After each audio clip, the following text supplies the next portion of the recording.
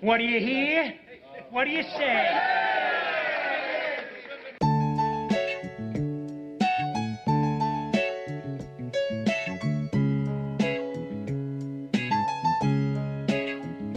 Welcome to Chicago, where the fire serve cold, but the Wolves and the Hawks never shiver in the snow. The Bulls keep it running, the Sox run the South, the Cubs run the North, but the Bears run the house. True Chicago sports fans got their ears to the street. Any team make a move and they never skip a beat. And in this house, this is where we be. Welcome to the show with E-Roc and Big Z. Welcome to Chicago. Coming from the True Chicago Sports Fan Cave, this is the TCSF podcast with E-Roc and Big Z. Yes, sir. Episode 129 is brought to you by 606 Media, True Chicago Sports Fans, and Grick Clothing Company. Don't forget to go to grickclothingco.com and get your official TCSF podcast t-shirts. Search for keyword True Chicago and use our promo code TrueFan15 for 15% off your entire order. That is TrueFan15. Go and get your official TCSF shirts now. It's only a few days left to Valentine's Day, so make sure you get your loved one a gift of a brand new t-shirt from Grick Clothing Company. That's right. And as always, I'm Big Z, and I'm here with my boy E-Roc. What up, E? What's up, Z? What's up, ladies and gentlemen? Welcome to the show. If you're a first-timer or a long-timer, please remember to hit that subscribe button, that notify button, and go ahead and give us a review on your listening app of choice. You can find us on Facebook at True Chicago Fans. You can follow us on Twitter at True Chi Fans and on IG at True Chicago Sports Fans. And don't forget, you can support the show with a monthly subscription at anchor.fm/True Chicago Sports Fans. Go on over there and click on support, and you can subscribe for as low as 99 cents a month. Listen, do you like the show? I do. Are you a fan? Oh, yeah. Then tell your friends and they will tell their friends and we can now be friends. Listen, if you enjoy the content, if you like what we do, if we give you any type of emotion whatsoever, whether it's good or bad, hey, bad news is good news, right? Share it, you know? If you want to argue with us, yes, be my guest, because that's what we do. Ladies and gentlemen, joining us today is our favorite Bears analyst from Sibling Rivalry Sports. It's the homie Il Brown, back in action, baby. What up? What's the word, fellas? Man, it's always a pleasure to be in here with the bros, man. Got the Super Bowl on deck. What's on the menu for you guys, man? What we doing? Man, look, I'll tell you what. For those who don't know, Il Brown is an OG of True Chicago Sports Fans. He was with us the entire first Bears season when we first launched the show, talking about, I think he was one of the first ones on the get rid of Matt Nagy bandwagon. So absolutely, if you know, you know. Yes, sir. Mission accomplished too, man. Now he's going to the Super Bowl. Yeah, that's right. Life kicks you in the nuts that way, you know what I'm saying? A double doink you both nuts. Oh, absolutely, definitely a double doink. So for those who don't know or not familiar with Sibling Rivalry Media and Sibling Rivalry Sports, why don't you give us a quick rundown of what you've been up to? Man, just building the platform, man. It's doing very well, man. We're up to 2,500 subscribers on Facebook. Yeah. Just past 200 on YouTube. Asking for a YouTube sub is like pulling teeth out with vice grips. Yep. And so we're doing very well, man, and definitely looking to expand and work with all of the local media, exceptional talent like True Sports Chicago Fans, the Bigs, all my people, man. That we've pivoted. We all come from the hip hop background. Yeah. So we are able to add the seasoning salt to what we're doing here, and it's authentic, and you guys love it. It's like Harold's and Uncle Remus. I won't pick one in that war though. I need Harold's mild sauce on the side. Oh yeah, I love that mild sauce on it. Gotta have it. Z, what's up, brother? How you been, man? Man, missing you, bro. You haven't been on the show. Missed you last week. I wasn't on the show last week. I know. You had your dad softball duties, and that's more important, most of the days. But I'm going to be joining you in the coach's spot. I'm in the hot seat now. I was voluntold that I have to coach the boys basketball team, and just had tryouts this past Friday, and I got 11 kids showed up. I had 12 slots. I'm like, I don't have to cut anybody. It makes my job easier. So funny enough, I think the two fifth grade boys that showed up have the most talent. Like literally, you can see who can dribble, who can pass, who has the basketball IQ, and some of the big boys I got. I'm like, look, man, your area is right here next to the rim, and make sure your hands are ready to catch. Pivot, put it up. That's all your job is, big boy. And, it's working with basics. So it's back to the basics. So it'll be fun. Mondays and Wednesdays will be practices. Tuesday, Thursdays will be games. So I'm going to have to find a day to pre-bowl and get my bowling on because bowling is usually Tuesday nights, and that's game day now. So I won't be able to make some extra money, but I'll be able to, knock down those pins and make sure my team does get that credit. So it's wild. I haven't coached in about 4 or 5 years, so it's like riding a bike, right? Sure. kind of sort of, man. I mean, it's a lot of background prep work and things like that because you get used to just showing up on game day and be like, all right, guys, what you got? But once you see them in practice, you're like, oh, I know what you got. right. You don't got a lot. Not a lot of ammunition with these kids, but you know what? We're going to coach them up, and I don't know what. See, the thing is, I don't know what the talent level is for the other teams. They started last week, and because we didn't have a training facility to do whole tryouts, our games got postponed. They got moved down in the schedule, so they already had 2 games. And I haven't been able to scout, so I'm like, I don't know what I'm gonna, jump into. I have two 8th grade boys that are very athletic, and I can have them do what they're supposed to do, and the 2 little 5th graders, and then after that, there's a huge drop off. It's like it literally drops off the table, the amount of talent. But we're gonna work on basics, and we'll move from there. I can't ask, but give me your best effort and play good defense, and everything else will take care of itself. Yeah, I mean, number one is start at the beginning, right? I mean, like even the kids that seem like they can play a little bit, it's probably something they played on the blacktop right at the park or even in the gym, just like a couple like games of 21 or whatever it is. Like you got to go back to the fundamentals, go back to the basics, and start from scratch. And I don't care what your skill level is, because even in spring training in baseball, what do? There's a reason you go to spring training, right? There's a reason that Seiya Suzuki is already at spring training right now, because you got to keep every day. You got to remind yourself of the fundamentals. Oh, 100%. So yesterday, our boy Steven from the Water on the Weekend podcast took me out to the Bulls game versus Portland. Portland has some ugly uniforms. I didn't like those. But we were 5 rows right behind the Bulls bench. So I had an amazing time with Steven. We got to eat at the Kettle One Club underneath the stadium. That was, I didn't even know that was there. Had a great time. We got taken care of by, I guess, his people. And so we had a great time, man. I can't believe I sat that close. It was, looking at Jalen Terry and Io, they're fucking tall. I didn't know they were that tall. They are basketball players, sir. No, but they're like almost the same size as Zach and DeMar. Like they're like an inch apart. It's weird to see them that close, and it just gives you a different perspective. Same thing when you go watch a football game. These guys are humongous when you see them in person, because you usually see them so far away on TV. I think Will knows that firsthand. Yeah, that's a fact, man. Like I remember seeing Thomas Jones for the first time, right? Like in practice and shit like that, and I was like, this dude got muscles on top of muscles, like. And he's still built now. He's acting and stuff now, man. Shout out to the homie Thomas, man. But back then, I didn't know you could put that much muscle on a 220-pound frame, bro.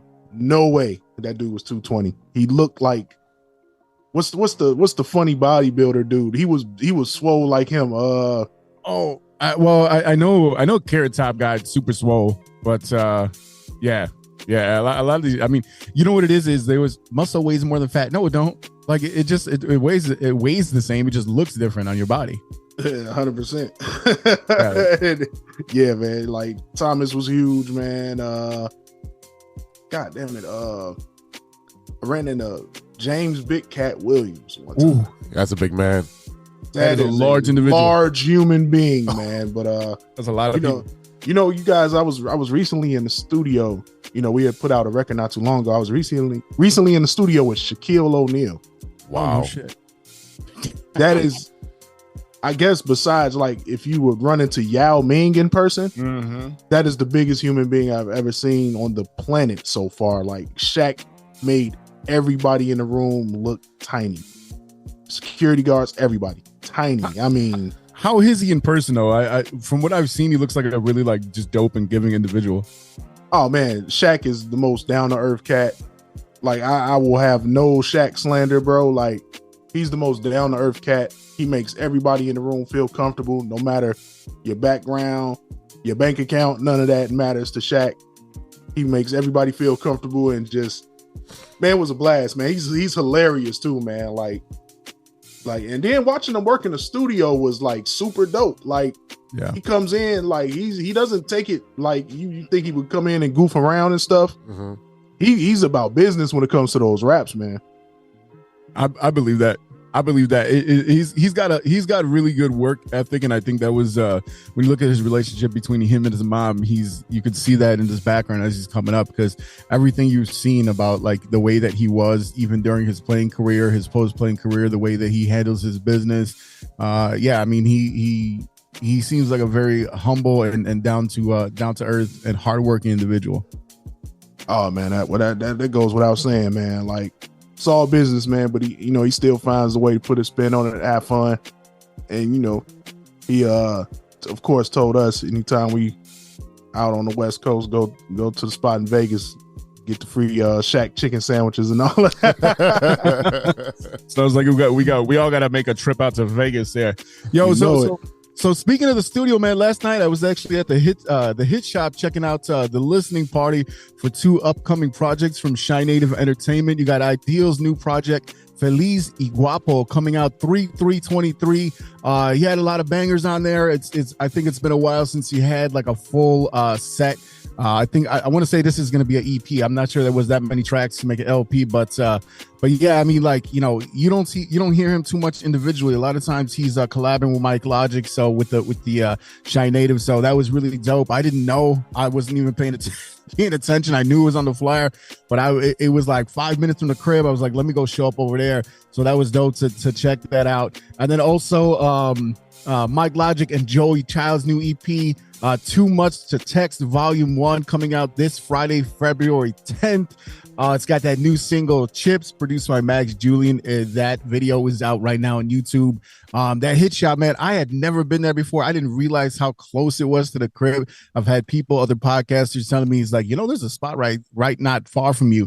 So I think when we get our new project underground or off the ground, we might be hitting up that spot just to have a little bit more comfort. Got a lot of like musician equipment and stuff like that. So I'm like, this is the studio. Like what I got is a couple of screens and a laptop and a little roadcaster. You know what I mean? So I'm like, okay, this is a legit studio. But no doubt. But yeah, I mean, it was dope, man. I couldn't tell you the last time I was at a listening party, just to hear the full set, hear everything they've been working on. Since Mike Logic took a long break from music. I mean, it was a good like 10-year absence. Wow. And when he came back, a lot of the projects he's been doing, Mike knows the kind of hip hop that I like, right? So like when he was like, what do you think? I'm like, that I like the shit that you put out, right? Specifically because you gotta he puts a lot of thought behind what he's saying. It's not just bullshit. Like a lot of these rappers now just want to sit there and floss, and they all sound drunk on the mic all the time because they're just fucking doing all types of weird ass drugs that I've never even heard of, right? So Mike is always on point. His writing's on point. Joey Childs is dope. I get along with Joey Childs real well. Like we're like two peas of the pot. So I was like kicking it with the homie. I only met him like 3-4 times, and whenever I see him, it's like we known each other for years and years. So it's always good to go out there, hang out with the homies. Only thing that I will say, and Will, you can attest to this, is that when you go to events like this, the frustrating thing to me is that you usually get a lot of people that are just in that industry, right? Like rappers come out to see other rappers. You don't see fans come out to that shit unless it's a girl, because there's always random ass people that want to hang out, and especially like oh, I know a rapper, I'm gonna you don't even know what you're listening to most of the time. But that's the only thing, and that's one of the things that I talked about with the crew over there. I was like, look, when we get this new project off the ground and we really talk to a lot of artists, like I want to know your background, because The people that know your shit are the people that do your shit, right? That's where it comes down to. And it's just like us, right? Like we try to boost you and likewise, because we go back and forth. We know the project, we know what work gets put into the project and what you're doing. So that's the one thing I said. Go out, when you hear about these events, go out, check them out, see the new music, appreciate what's going on, because it's a lot of stuff that sometimes people are not aware of, that it's there and it's dope. Oh, no, that's a fact, man. Just being a part of. Shout out to Mike Logic and Joy Childs too, man. We're working on actually the follow up to the Too Much to Text 2 joint. Nice. Fully produced by myself, man. We're already cooking. It's gonna be marvelous, man. It's gonna be like Thanksgiving dinner, and minus the raisins and the potato salad, though. You know what I mean? Who does that shit? I have no idea, but they are not allowed. They are not allowed. That's some, you know what I'm saying? That's some pigmented people with lack of pigmented, right? Pigment, right? That's the word. Pigmentation, lack of pigmentation. Yeah. That's what I mean. The melanin challenge. Melanin challenge. The clear delegation. We'll say that. Oh man, no, that's good to hear, man. It's nice that you guys are putting something together. Absolutely, it's gonna be dope, man. Can't wait to see what those guys do with the tracks, man. So I can get them back and put my seasoning on them and all that good stuff. And that's it, man. Just continue to work with dope people, man. That's what's up. Hey, look, that's how I linked up with you in the first place, right? So that's how it goes down.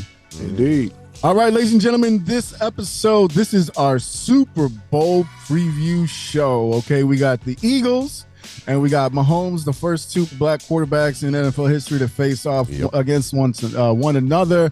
And we also got a little sprinkling about a couple of news stories that popped up around Chicago this week. We got all that plus stirring the pot and what you looking at. But first, this is the Big Three with Big Z. Thanks, E-Roc. I'm Big Z, and you're not. Now for today's stories. All right, we're going to start with story number 1. And we've all played hide and seek as a child, but I think this kid takes the cake and is the champion of hide and seek at this point. A boy hides in a container during a game of hide and seek, and only to be found 6 days later in another country. So this kid, this Kevin kid, McAllister. yeah, there we go. A 15-year-old boy ended up traveling from Bangladesh to Malaysia after a game of hide and seek went badly wrong.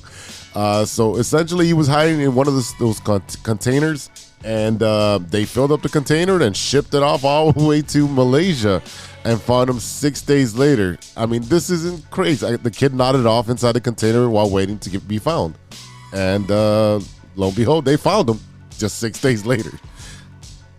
At least they found him, I guess, right? Yeah, he could have died. I mean, 6 days with no water, no food. That could have been awful, man. He could have been in there with a really bad smell to him, man. Oh, wow. Man, watch your damn kids in public, man. Good grief. You know what's funny? You know what that kind of reminds me of is so if you don't know, back in those, young folks won't know this, but back in the day, refrigerators used to have a latch, right? You have to lift that latch to open up the fridge, and now it's all magnetic. And the reason they changed that is because when people would dispose of their old refrigerator, it would be out in the alley or even in the house, in the basement, and something like that. You can't open it from the inside, right? Yep. So kids will go play hide and seek, get stuck in there, and next thing you know, all you got is a nice crisp skeleton for dinner. Ugh. Yeah. So it's not good. Yeah, so watch your kids. Make sure you put an Apple tracker on them and know where they're at all times. If you're going to hide your kids and hide your wife, don't do it in the back of a trailer. The first thing that came to mind was about the refrigerator was, you got your silly ass locked in the ice box with nowhere to go. Oh man, house party one kid stuck in the freezer in the alley. Golly. Great movie. All right, story number 2, and this is a ballsy story. Clemson's Brevin Galloway signs an NIL deal following the injury he suffered below the belt. I don't know if you guys heard about this, but the Clemson player is now profiting from a recent below the belt injury. Earlier this month, he suffered testicular torsion following a workout. The 6-year senior guard offered a graphic description, which I'm not going to get into because no one wants to hear that or picture that.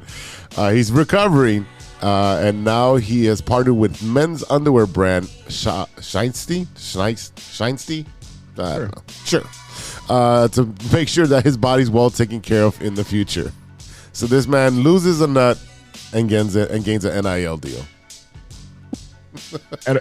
But at what cost? What the is testicular? That sounds like just chaos on the nuts, man. Like It is. It is. That's exactly what it is. Yeah, it's actually happened in Major League Baseball a couple times. You get a catcher down there and it bounces up off the ground, and there you go. Oh, it's like a pull cue. Yes, it's when the testicle rotates in the wrong direction.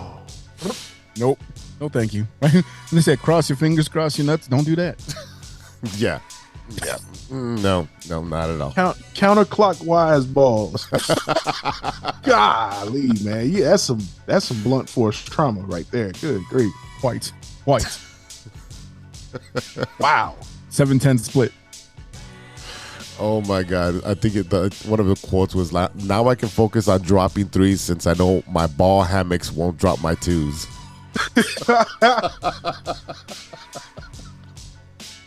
Man, I hope that dude sells all the underwear, man. Cause man. Good grief. Certain things ain't worth the money, man. Oh hell no, no. Slingshot. Slingshot. All right, story number 3. A woman hunted down 10 Mexican cartel members that kidnapped her daughter. This is literally Taken part 7. I don't know what the Liam Neeson is doing these days, but they've been doing a lot of them. No, I'll tell you what Liam Neeson is doing. He's talking shit to Conor McGregor. He called him a little leprechaun. Is that what he did? He absolutely did. Sure did. That was great. It's fantastic. He's like, he offered me Lucky Charms. Like, him and Clint Eastwood are like the oldest thugged out dudes ever. They it's like you figure that they're different off screen. Nah, man, those cats still be talking spicy and crazy to people like they. Well, I have a feeling like Clint Eastwood could probably back it up though. Back in the day, at least he looks mean enough that he could. Oh yeah, give us a look. Yeah, Clint Eastwood give you that look. I'm like, oh shit, fuck, never mind. I'm sorry. No, I'm gonna get off the lawn. Yeah. Get off my lawn. Get right off that lawn. All right, that's what I call the hip hop fans that won't let go of like 1994, man. The gatekeepers. Those dudes are always just like, get off my lawn. Yeah. Hey man, it's this new dope artist. Get off my lawn. That shit is tired. I swear, man. Miriam Rodriguez was horrified and heartbroken over how little authorities were willing to do when her daughter Karen was abducted. So she took matters into her own hands. Someone actually tried to save a Karen. Well, this is a good Karen. Miriam's investigation got enough information to point fingers at members of one of Mexico's most dangerous drug cartels, Los Zetas. Yeah, you don't want to fuck with those people. Or hire her. I mean, shit, she knows what she's doing. She narrowed down one of the men involved in the daughter's kidnapping and launched her own investigation. Unlike the Hollywood counterpart Liam Neeson and Taken, Miriam wasn't out for blood. She was just looking for answers and carry out the investigation. I mean, this lady looks like she's like, 65, redhead, short hair. You know, she looks like 5'0". I mean, I don't know what skills she has, but she showed them out. She probably has great nunchuck skills. Dude. She ran down on the cartel, man. Like, they cut people's heads off for fun and shit like that, man. Like, I need her to clean up the south side of Chicago, really. Yes, come on. Yeah, she did all the Mexican. Yeah, go ahead. Yeah, the Mexican cartel is the new Taliban. Remember they used to have all those videos back in the day of like holding up the skull and like chopping off the head and shit. Just like just sawing them off. Oh man, the very very early days of the internet, we were like, well, I guess I'm done with this shit now. I don't need to say anything else. Yeah, man. He's going on those crazy websites, man. Watch all that stuff. You thought Faces of Death was bad? Check this shit out. Oh, the Faces of Death VHS from gold, man. Yeah, I remember those videos. Yeah, you can't forget them. No, ain't no way you're forgetting that shit. No, definitely burned into my brain. Absolutely. This did not end in a good, happy ending story. She did find that her daughter had been killed, but on the good side, they found a bunch of dead bodies. They may have had mass excavation and found a bunch of people that were missing too. So she's, got some peace to find her daughter, but she feels happy that she was able to help other families have closure. So I don't know how she's still alive, going after the Mexican cartel and questioning people like, hey, where's my daughter? And then moving on to the next person, next person. But Jesus, she spent years hunting down her daughter. I mean, it sounded like she was a vieja, right? Like she was, what, 60? She's got to be in her upper 60s. Like I'm looking at this picture, she's got the little droopy thing like right here on her cheeks, Yeah, but I mean, like your face ages a lot when you go through stressful situations. I mean, look at Obama. You know what I mean? Like how great he went 8 years, and I would say Trump, but he always looked like a big orange blob. Yeah. Yeah, she took down 10 different gang members. Damn. I'm telling you, she's a G. Who's that, Juanita Wick? What the fuck? Juanita Wick. Don't fuck with John Wick's mom. Excuse me, Abuela. Can you come and do something about Foden on the south side, please? Bro, she probably had nunchucks made out of chanclas. Oh, yeah. Oh, man. Come on now. Oh man, this took a left turn. Wow, like got kids locked in containers in Bangladesh and wild stories, man. Wild stories. Yeah. I'm Big Z, and that's news to me. We'll be right back after a word from our sponsors. Yes, sir. Hey, true Chicago sports fans, show off your Chicago pride with some fresh clothes from Grit Clothing Company. At Grit Clothing, they create that simple yet classic style that represents that Chicago Southside lifestyle. From t-shirts to hoodies, hats to glassware, they've got you covered. Grit has everything you need to represent your Chicago pride. So do it right now. Check out gritclothingco.com and use the promo code TrueFan15. TrueFan15. For 15% off your entire order. Let me say it again. That's gritclothingco.com and use the promo code TrueFan15 for 15% off of your entire order. Hey guys, it's Steven. And this is Sean, and you are listening to True Chicago Sports Fans. Don't forget to listen to No More on the Weekend. New episodes on Monday. You can find us anywhere you listen to podcasts. Yeah, so we're going to go do a couple of shots. So let's kick it back over to Big Z and E-Roc. Water on the weekend.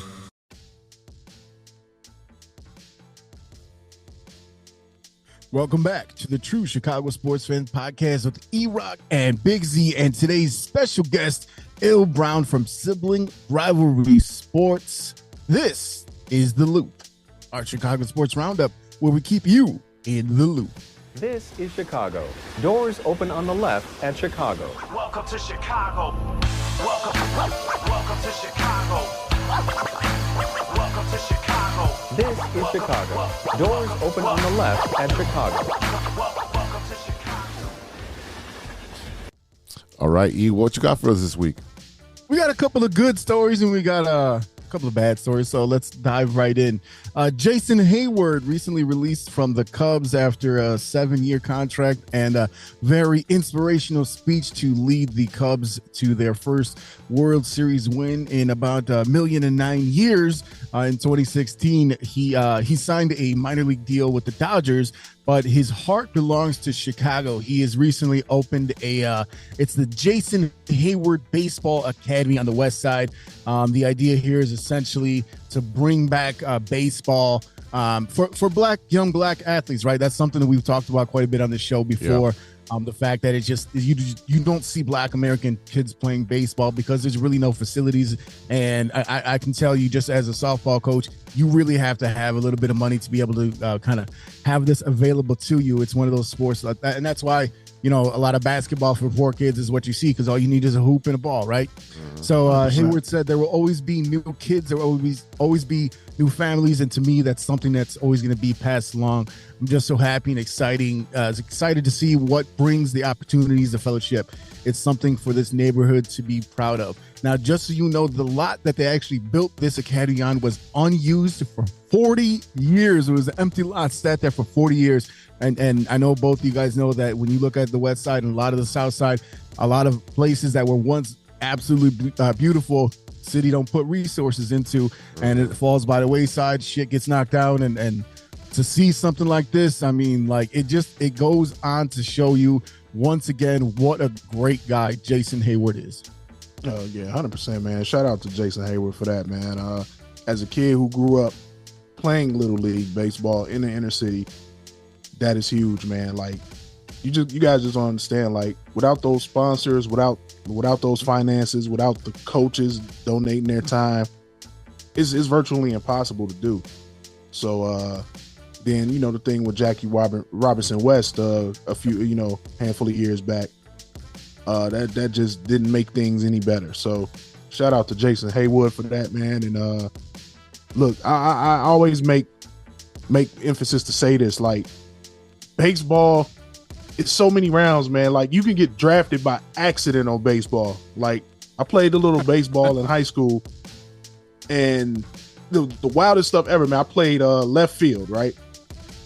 I could hit, couldn't really field that good because I really didn't care. Dude, I got like drafted by the Montreal Expos, like, on accident. I had no idea. I already accepted my scholarship to play ball.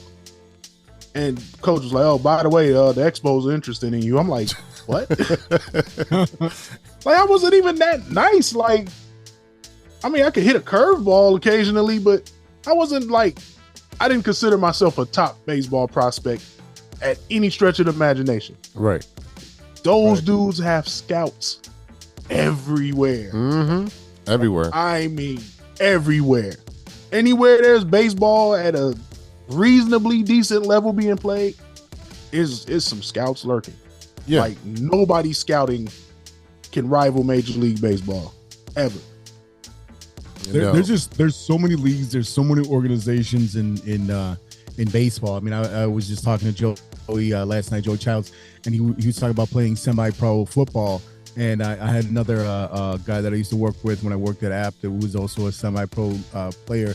And I really didn't think about the amount of semi-pro football leagues there are in comparison to baseball, because baseball, like you said, you can get drafted by accident, right? There's so many players, there's so many leagues, and there's so many games, right? So because of there's the fact that there's so many games, you get injuries and you need someone to fill a spot, and that's why guys like Alfonso Rivas end up on a major league roster. Facts. Like, that's just a cycle. So you got drafted, with this before or after Tom Brady? Wow, man. And this is and showing my age. This is, I guess, after Brady. But not much far after. You know what I'm saying? Not that much far after. Yeah, because they were defunct that pretty much after that. But no, that's awesome to hear that you could have had that opportunity to play for the Expos, whether it be at the lowest level. It doesn't matter. You're still drafted by the Expos. That's still a feather in your cap that you can always say that you have. But you have two African American or black baseball players who are putting resources back into the city. Curtis Granderson with his foundation, and he's linked up with UIC because that's his alma mater, and he's putting money back into the baseball field and having his league. And every November he has his gala.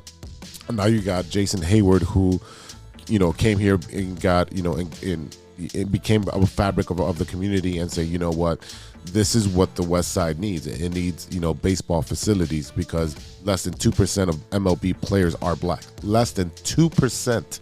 That's disgusting. That is disgusting. Our American black. Yes. Yeah, 100%. So the fact that you put 150,000 square foot in North Austin communities for the North Community Center over there on Laramie. I mean, if you ever driven over there, there's a lot of empty lots. and it needs that revitalization there. It does really need that. Yeah, that's good stuff there. And that's why you see so many players come out of Latin America. I mean, the programs in Venezuela and Cuba and Puerto Rico and Dominican and, even in Japan, you see all of these international players more recently.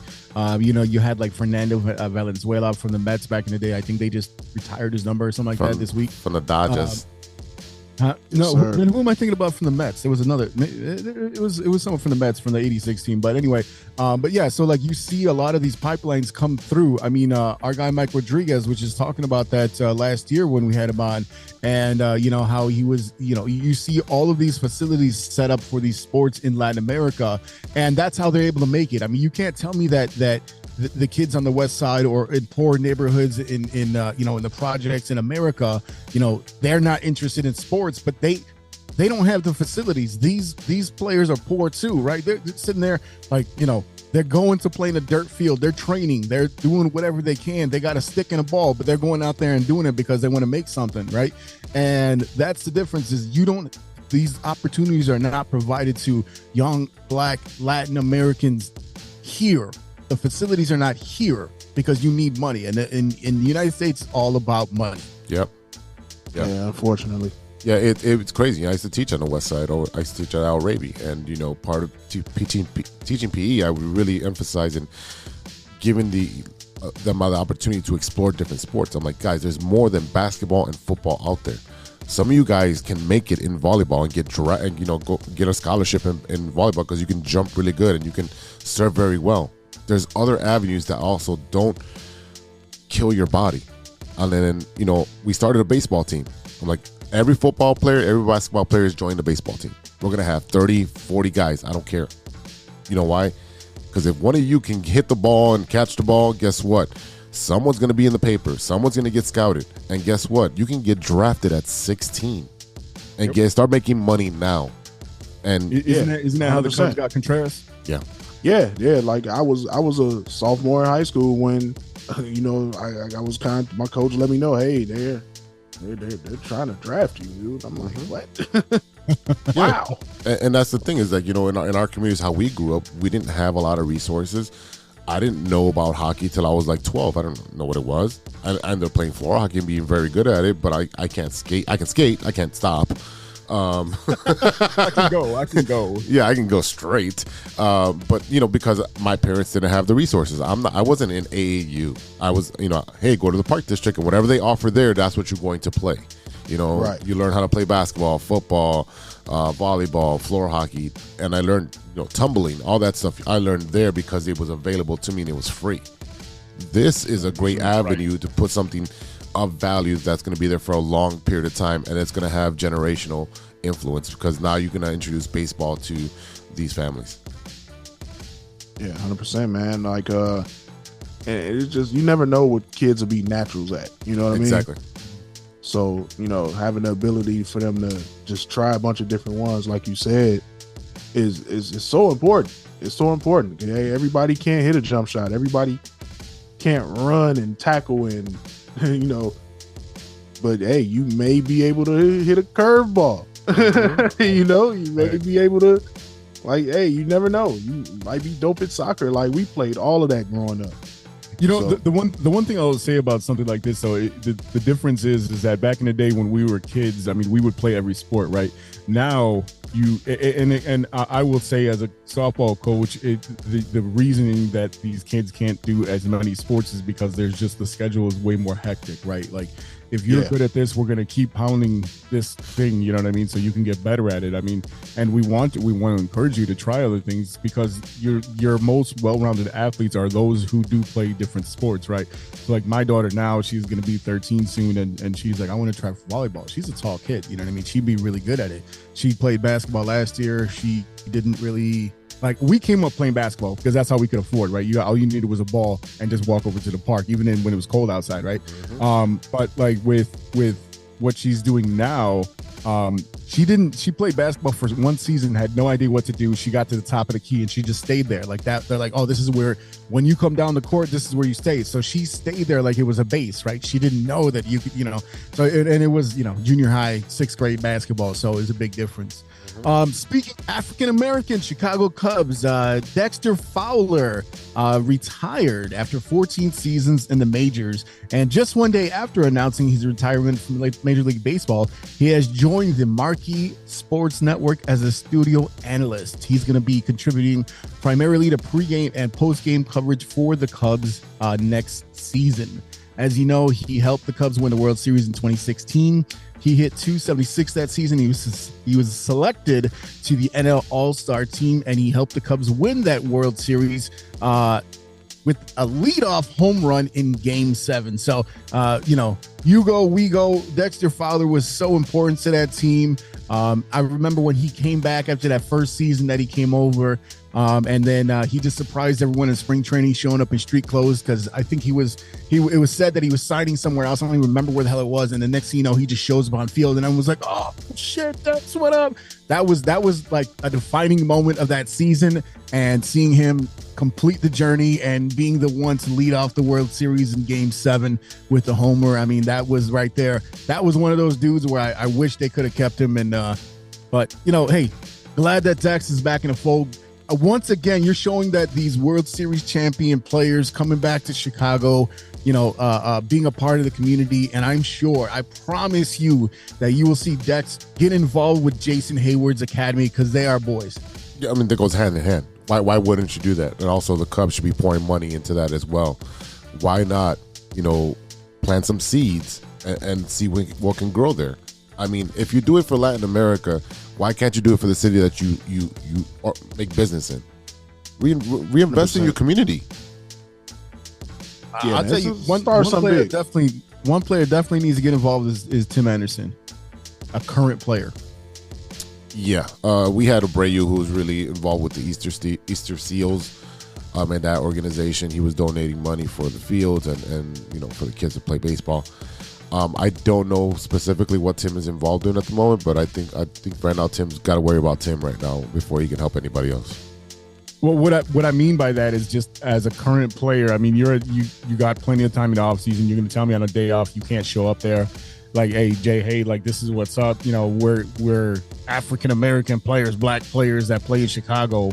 Dex, what's up? Let's have a camp. Let's do something. Be around, be present. I don't disagree with you. You have Curtis Granderson. He's got his organization, and he's got the ties to UICs. They got the facilities now. You got Jay. Those are former players. Right. Like, hey, check it out. I'm here this morning. We're gonna do a camp, and then tonight you're gonna see here. Hey, here's 50 tickets, kids. Come and see me play at the G Spot tonight. That's a thing, man. That's a big thing. 100%. I think with the White Sox, because they have their own camps, they do their own facilities and camps. There's one in Orland Park, I believe. There's one on the south side, one on the north side. But I understand what you're saying. Is like, why aren't you? Is you being the face of the White Sox? Why aren't you seeing more? Why aren't you reinvesting in your community? I totally agree. I mean, I think that should be part of your contract. If you're making that much money, you should be investing into the community that you're living in. A lot of the Cubs players were living in Wrigleyville, and they would walk there, or they would bike around. You can't do that over there at the U.S. Southern, because it's all the firefighters and police officers live over there. Right? Yeah, that's true. That is true. They all live right there. You go Yeah, outside, you sold up over there. trip over a fireman's hose. He said trip over fireman's hose. Oh man, going back to the combine. See, and here's the thing, right? So, and I agree, man. Like, Tim is active. He's a star now, and he's young. You know what I mean? Like, that would pay so many dividends with this, inspiring kids. Like, yo, that's Tim Anderson. Like, I could turn on the TV and there's Tim Anderson. Oh, here's Tim Anderson here at the facility. Mm-hmm. Oh, Tim Anderson took us, made it possible for us to go to the game. Like, yep. That's the stuff that sparks, the kids, man. 100%. Like, yeah. I remember. I used to live on Walcott. It's across the street was the after school and daycare center. So I remember one year, one of the former Bears players, might have been, was it Dan Hampton or it was Dan Hampton and somebody else showed up in a limo, and they came in and they said, "Hey guys, we're donating to this center so we can rehab it, whatever. We understand, there's a lot of kids in needs or whatever." It was through United Way. So, they were partnered up with United Way. So, some families were, given, money for groceries. Some families were given whatever their needs were.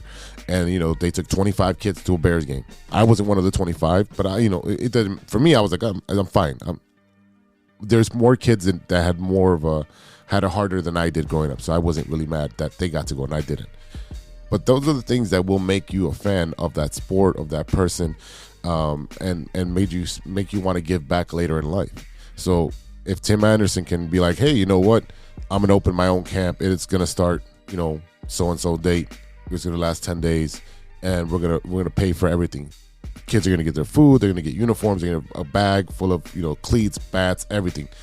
Go carte blanche. Give them everything that they need so that they can move forward playing baseball." And plant, like we said, plant that seed so something can grow.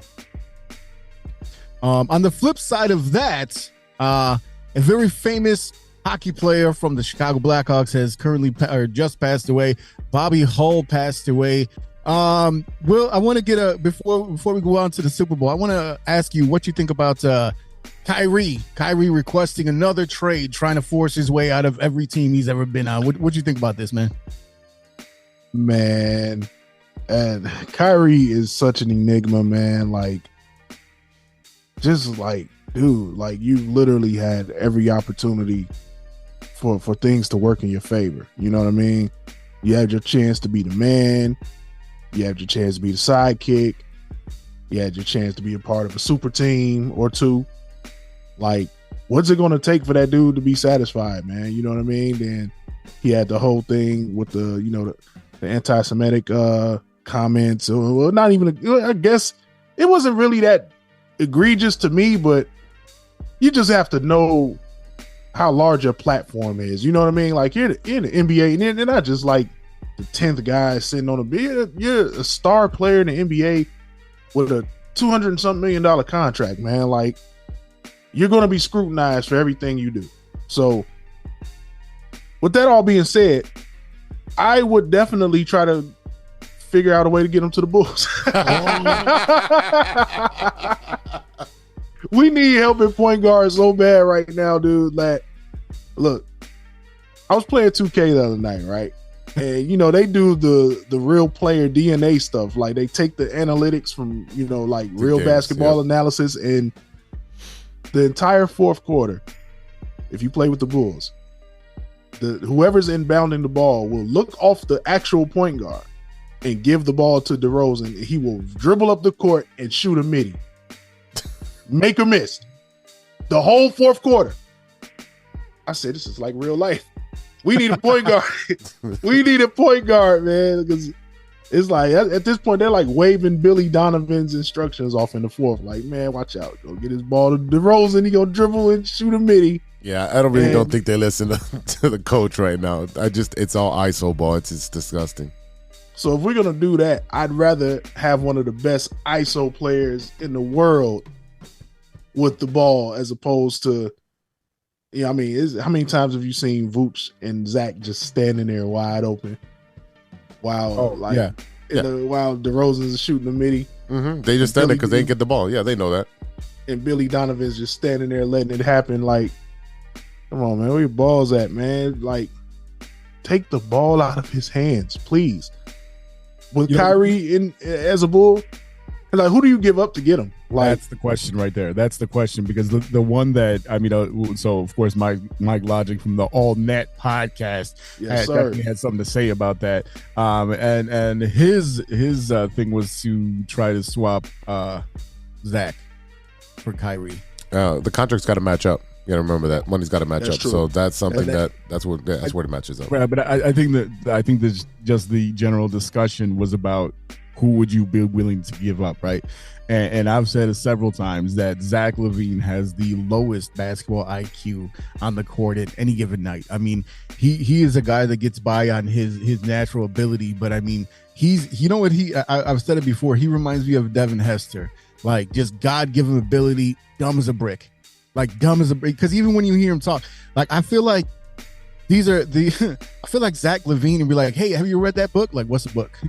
Like, book. What? Terrible. It's frustrating, right? Like he can only, I feel like if he had any type of fundamentals in his brain, he would be such an amazing player. And he's almost one of these dudes that just like relies on his talent and doesn't work as hard as other guys who. You look at DeMar, right? DeMar found his groove. He knew he knows what he does best. You never see DeMar taking threes. And Zach wanted to dunk. And Zach wanted to do this, and he busted his knee. Says, "Okay, so I learned how to shoot threes." And like, it just he does not work as a number one whatsoever. I mean, he could be like a 3 or any other player that doesn't have to make any decisions on the court. Just spot up and shoot, or you know what I mean, like. Catch and shoot, and or drive to the hole. But I mean, his actual basketball IQ is extremely frustrating.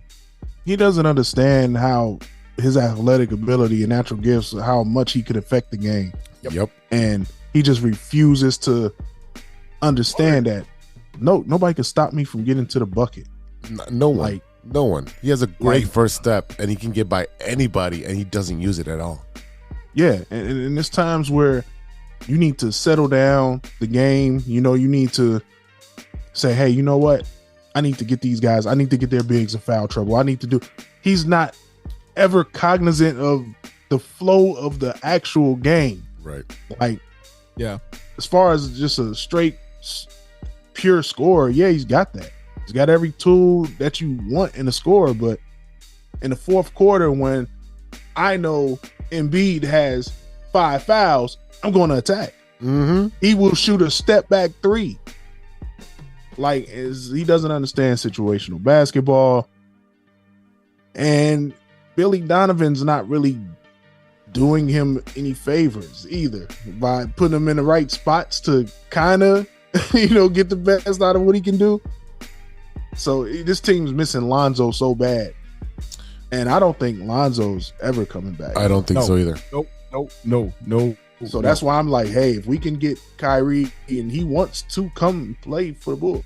Can you trade an injured player in the NBA? Because I know you can't do that in MLB. But can you do that in the NBA? Can you trade an injured player? NBA, I believe you can do so. I think so. Yeah, NBA, you could trade an injured player. You just have to be willing to wait on him. I dangle some draft picks. Pat Will, Kobe White, Lonzo. Yeah. See if they'll bite on that, but they're probably going to want a star back in return. So essentially, you're looking at starting for next year rather than, hey, we're going to try to make a push just with Kyrie and DeRozan and a half, depleted bench. Yeah, that would be tough, man. Like, the Bulls are in such a tough situation right now, man. Stuck in the middle. It's purgatory all over again, man, because they really were counting on Lonzo to be there, and now he's like having Brandon Roy level knee problems. Yes. Off of a bone bruise. Like, the Bulls may have the worst team doctors in like all of basketball. Like, how are we just shredding point guards left and right? Like, and it's always the knees or something, like soft tissue. We're talking about a bone bruise. I've had a bone bruise in the knee before and literally didn't miss any games. So for him to be like, oh yeah, he's bone bruised, he'd be out 2 weeks. Then 2 weeks turned to the season. Then the season turned into he can't walk. Like some of the reports were terrifying. Like, wait a minute, he can't walk. And we talked about it when he was running on that treadmill, and we were like, bro, like, you're limping. Like, I'm watching you limp.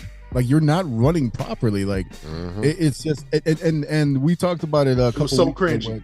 the shame of it is that we saw glimpses of what was going on, but Zach, when Alonzo first came here and he saw that, he was the quarterback and the way that his court vision was unmatched, right? Like, that's the thing is that despite all the bullshit with his dad, Lonzo Ball has really high basketball IQ. And Zach LaVine would have benefited so much by playing next to Lonzo Ball.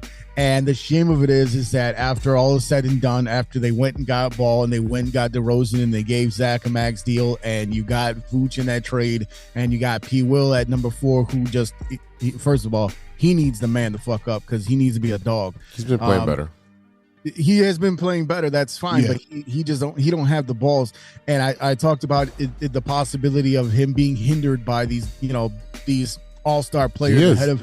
He definitely is. It's neither here nor there. The fact is that we looked at that starting lineup and we're like, okay, we can press in the East. And then once you get into the tournament, hey, all you need is a chip in the chair, right? All I need is to be you let me in and I'm gonna see what I can do. You catch anyone off guard, shit. No doubt. You know what I mean? Chris Middleton being injured, like, okay, let's see what's up. My biggest fear and I think what is true for the Chicago Bulls is that last year was their peak. And that was because you bring over DeMar DeRozan refreshed, getting out of that hell that he was sitting in San Antonio, basically eating away his best years of his career or his prime because he got traded for the Claw to get that championship in Toronto, right? Yeah. Because a lot of those players have got like Kyle Lowry. I mean, you got Van Vliet over there talking about getting rid of him. They got Serge Ibaka, like all these players that moved, but because they got that one flash in the pan. And guess what? A city like Toronto, they're going to take that every day. They're not looking for a dynasty like we're looking for in Chicago, New York, and Boston, and LA. They're looking, shit, if we can win one every once in a while, we're going to ride that. Just like until Brady went to Tampa, all you saw in Tampa was bumper stickers about that championship they won in 2001? Oh, right? yeah. They're riding that shit forever. So the difference is that you saw that team here, and we're never really going to see what they could do with what they put together. Is that the fault of the front office, or is that just bad luck, right? Like, I can't really tell right now because, again, Lonzo Ball would have benefited Zach so much that it's absolutely frustrating because we're not getting full potential out of Zach because of this injury. Yeah, it's frustrating, man, because in Billy Donovan's offense, like, the point guard is extremely important. They say the point guard is, of course, an extension of the head coach on the floor. And it never was more true than in Billy Donovan's offense. He's not a good NBA coach.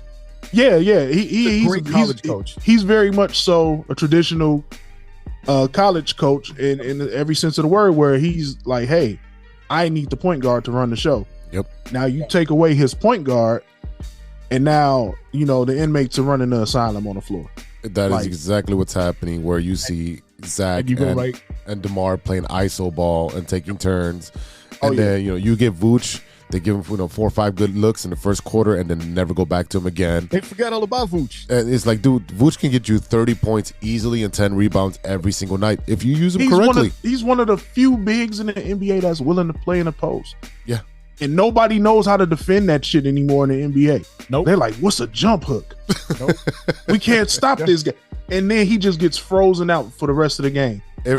It reminds me of remember Brad Miller on the Bulls, where he would do that little oop, like just head fake and then go to the basket. I'm like, he's slower than molasses and he's getting to the hoop. Like, and it worked. It worked every single time. The Brad Miller pump fake, baby. You could see it coming a mile away too, like, and you couldn't stop it. And you could not stop it because it was coming no matter what. Get a bucket. I couldn't believe it. That was that guy. The guy at the wire. You're like, how are you so old? And you get me every time with this damn ass head fake, and you just can't. You can't get away from it. It's just something that's gonna get you every time. But I'm telling you right now, the Bulls need to make a change. It needs to be, like you said, Patrick Williams needs to be able to blossom, and for that, one of those superstars has gotta leave for him to blossom. 100%. Because what's gonna happen is you're gonna have another Larry Marketing issue, where he's going to go to a different team after his contract's up and blow up. And he's going to go to a different team and become an all-star. Because like, and the thing is that I'm sure it's been brought up on other shows before, but the fact of the matter is that he was a sixth man in college.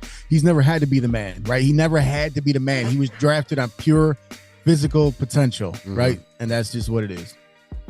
All right, ladies and gentlemen, we'll be right back with our Super Bowl preview breakdown and talk about all the good stuff going on with the Chicago Bears after a word from our sponsors. This is Chicago. Doors open on the left at Chicago. Hey, true Chicago sports fans, show off your Chicago pride with some fresh clothes from Grit Clothing Company. At Grit Clothing, they create that simple yet classic style that represents that Chicago Southside lifestyle. From t-shirts to hoodies, hats to glassware, they've got you covered.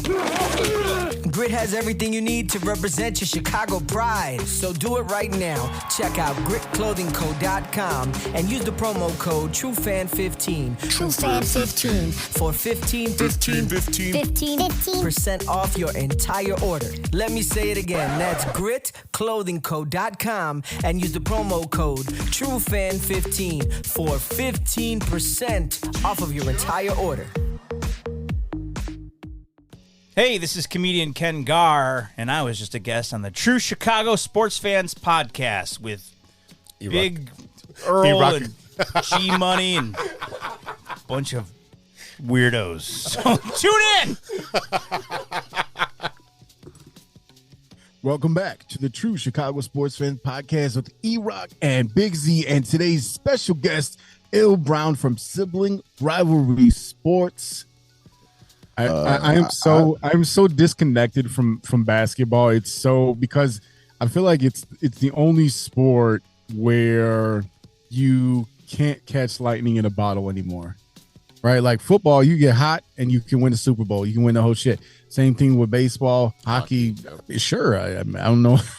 Yeah, let's believe that in hockey, right? I don't know enough to give you the definitive answer. A lot of hockey, yeah, but I mean, like football. I mean, yeah, you see the cream rise to the top, right? But you see teams that go on the run. Look at what happened with San Francisco this year. I mean, like everything that they went through with, you started out with Trey Lance and the infamous first game of the season with Justin Fields sliding on his belly in the rain and the Bears winning that game. And then you see Jimmy Cheese got to come in because Trey Lance gets injured.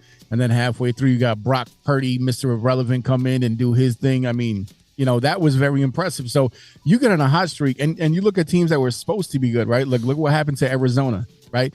Look what happened to Tampa, right? Like they barely made it. Look what happened to Green Bay. It's supposed to be really good. Look what happened to Cleveland, right? It's supposed to be really good. Like they have all these pieces, but it's just not gelling. I mean, granted, it's Cleveland, so it's always a crapshoot there. Look at what happened with the Rams this season. They all fell apart because they all got old. You know what I mean?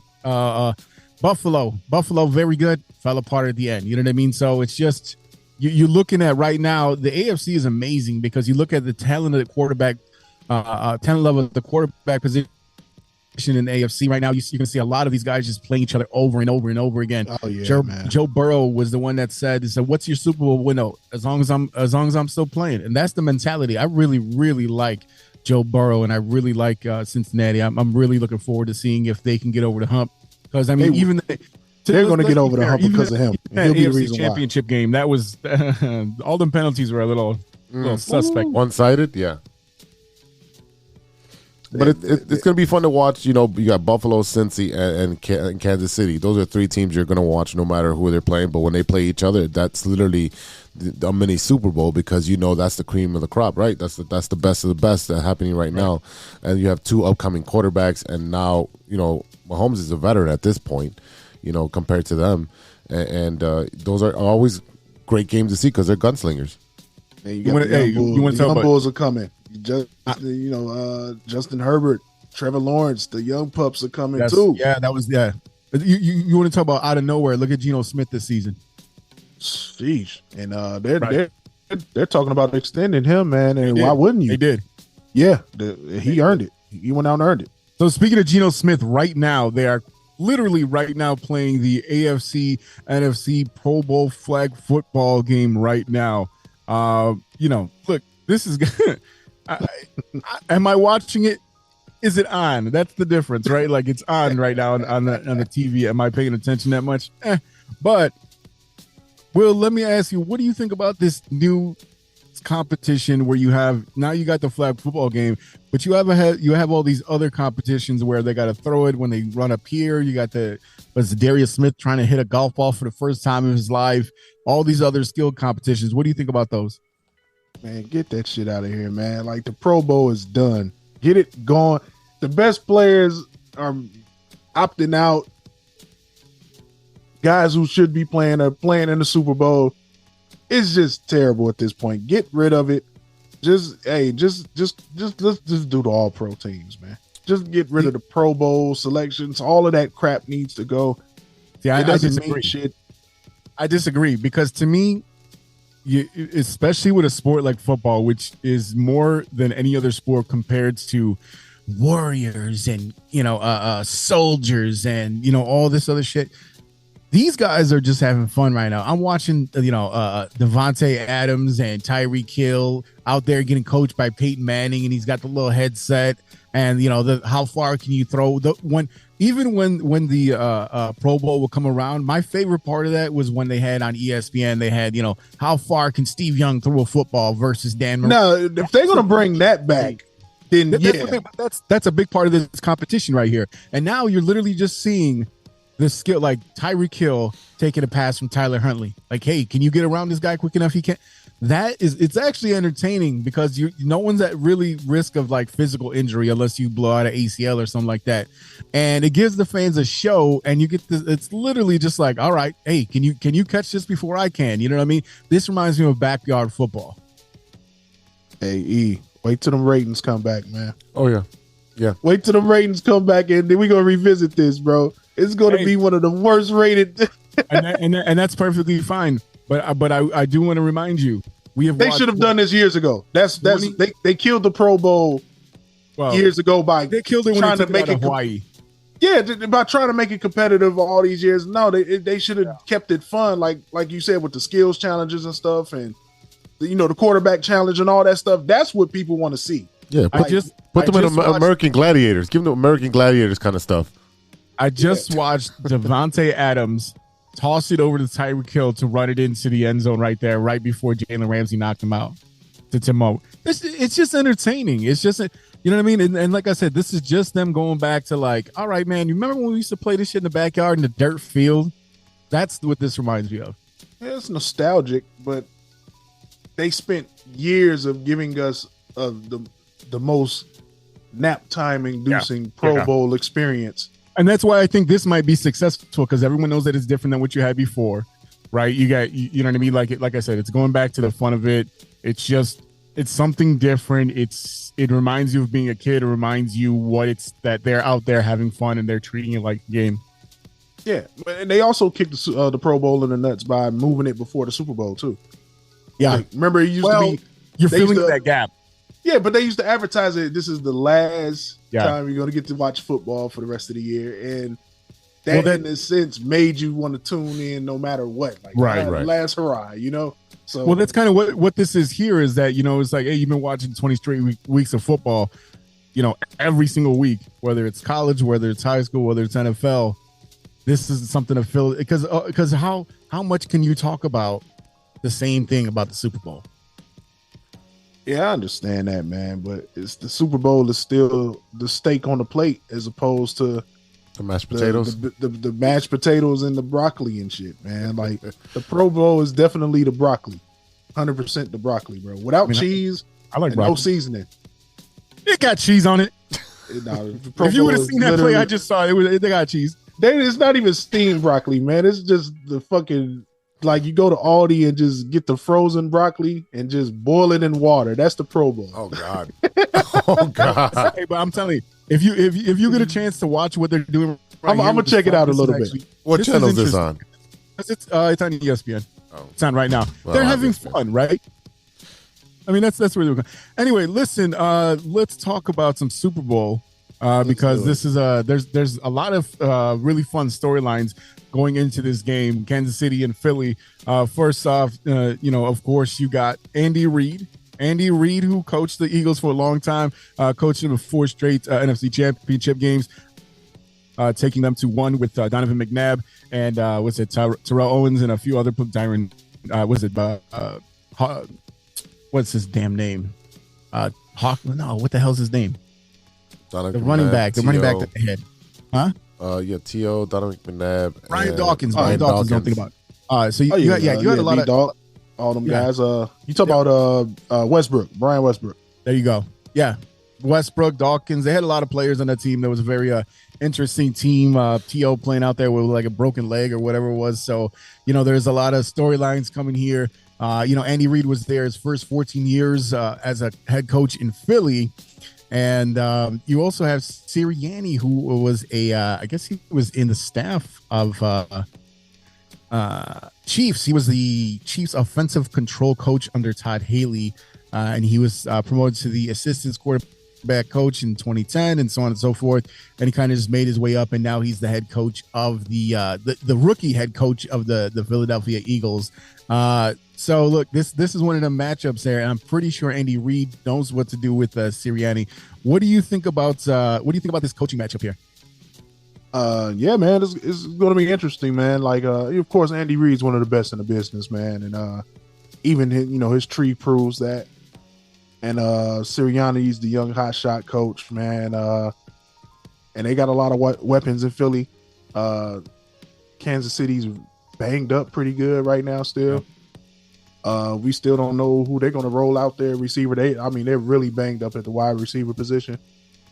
And Philly actually has a pretty decent secondary. So it's really going to prove Mahomes' greatness if he could pull it off, man. Of course, Travis Kelce, he's going to do what he's going to do. Can't stop that guy. But other than that, man, Philly's in the driver's seat. Like, stars lined up for him the whole playoff so far. So they just got to go close the deal. They've had the easiest road in these playoffs. 100%. You know what I mean? And they've played very well in the regular season. Let's talk a little bit about Jalen Hurts and what you thought his expectation would have been coming out of college and what you're seeing now in the NFL. See, I've always been a Jalen Hurts supporter, man. Like, I can't really pinpoint any time during his college career where he wasn't playing well. You know what I mean? They always, it's Alabama, so they always had, extra clips. You know what I mean? And Tua had so much hype around him that all it was going to take was for Jalen Hurts to make the smallest mistake for Tua to be the starter. You know what I mean? And he handled it with class, man. Then he went to Oklahoma and balled out like crazy. Got his stock back up. Got to Philly. Got to a good system. And, he's doing what he's always done, man, is ball out, man. Like, Jalen Hurts has always been a baller, man, like at every level. At every level, he's always showed out, man. So they built the offense around him, saw that they had something last year, and then they went and did what the Bears should be doing with Justin Fields right now, is saying, oh, we got something? Let's go get him a real number 1 receiver. Let's go get him a good O-line. And let's put a defense behind these guys, and let's see how far we can run down there in the Super Bowl.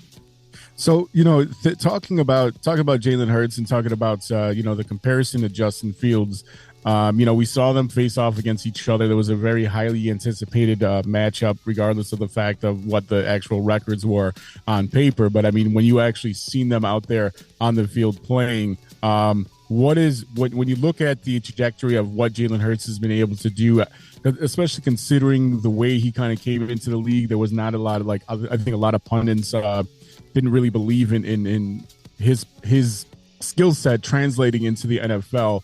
What do you expect Justin Fields could blossom into in comparison to what Jalen Hurts has been able to do? I feel like Justin is just a cut above Jalen Hurts in every sense of the comparison, man. Is better arm, better athlete, bigger. That whole thing about Justin Fields not being able to read a defense and having no IQ is hogwash. He has the highest Wonderlic score ever, and you could clearly see him trying to go through his progressions before getting chased by some 300-pound gorilla that knocks Sam Mustipher over every time. We call him the turnstile. Yeah, like I don't think people really, and I don't want to get too straight too far, but I don't think people understand that when your center is getting pushed back into your lap and everybody's like, well, he doesn't step up into the pocket. It's no pocket. There's a 300-pound defensive tackle in the pocket with Sam Mustipher dangling by his hip. That's the pocket. His pocket size is the size of his pocket is a hot pocket. That's how much he can move around. He's got 100%, man. 1, 2, gotta run. And now and then you add on the fact that the kid is throwing the guys who will be third and fourth string receivers on good teams. Yeah. It's just meathead logic if you don't understand that the kid was carrying all year. And he's going to learn how to close these games. Like, what, 7-1 score games? Yes. So I think that's very I think a lot of people are forgetting that fact because they're like, oh, well, they only won 3 games, this and that. Says that may be true, but they could have very easily won 10. Yep. Could have easily won 10. So now what you do exactly what Philly did. You do exactly what the Dolphins did. You do exactly what the Chargers did. Okay, this kid can play. The Bills. The Bills. Same with them. Okay, this kid can play. Problem solved at quarterback. We got 2-3 years to surround this kid with as much talent as possible. They're doing it with Hurts. They're doing it with Hurts right now. Like, Hurts is in year 3 of his deal. They were like, hey, let's just go load up and see what happens. Because you have to pay the quarterback if he's any good. So let's load up and see what happens. So speaking of loading up for the Bears, I mean, while we're kind of on that topic a little bit, tell me what we're doing with this number 1 pick, man. Got to trade it. You have to trade it, but you can't move past the 5th pick. That's the ideal scenario. And you got some quarterback hungry teams in the top 5. Find a way to go and get your star edge rusher, your star 3 technique, or if a team is really willing to mortgage their future, every year there's an edge rusher. I think we all can agree on that. Every year there is a freak athlete edge rusher coming out. Dominant 3 techniques, not as much. But all right, let's hold that thought. We'll bring it back.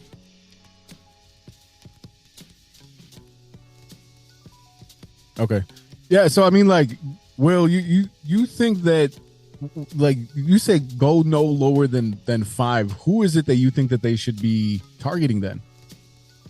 I'm really thinking there's a lot of edge talent in this draft, man. I could name about 5 or 6 guys that could come in and start over our current edge guys right now. So, but I think that Jalen Carter has to be a target. Mm-hmm. If we're going to continue to run this defense, a 3 technique is like not having one is kryptonite to this defense. Yeah. So either we're going to go and, fleece the Colts for DeForest Buckner or something like that. Mm-hmm. And then you go maybe Will Anderson, or you trade even further down and get even more, value for the pick. But if you're really trying to get one of those, if Will Anderson or Jalen Carter is your target, you really can't move past the 5th pick to get them, in my opinion. Do you see them double dipping, like, trading to 2 or 3 and then trading that and going down to like 4 or 5 just to get the most value? I wouldn't be opposed to it. Because, like I said, there's so much depth in this draft, but you really have to be cognizant of what you can do on this defensive line, man. Like, the defensive line somehow ended up being in worse shape than the offensive line by the end of the season, and it was just like unbearable. You can't go into next season with Justin Jones starting as your 3 technique. It can't happen. Yeah, that offensive line was hot garbage. Everybody was running straight through us. Yeah, we were getting gashed left and right, man. So there's ways to figure out the defensive tackle position if you really want to, like, double dip and trade out of the 1st and then trade again. And now you got 3 or 4 first-round picks or some crazy stuff like that. Right. Bunch of seconds. Because you got so many holes on this team. You need as many assets as possible. and then with the cap space, you could really flip what we saw from Justin Fields is that if you can give this guy some actual talent, you can go from worst to first. Because he has the ability to carry. We talked about those 7 wins. I mean, it was seven losses that by one score. You give him some talent and some guys that can actually catch the ball and actually break free from a defender. And like you said, now we have 10 wins rather than those 10 losses.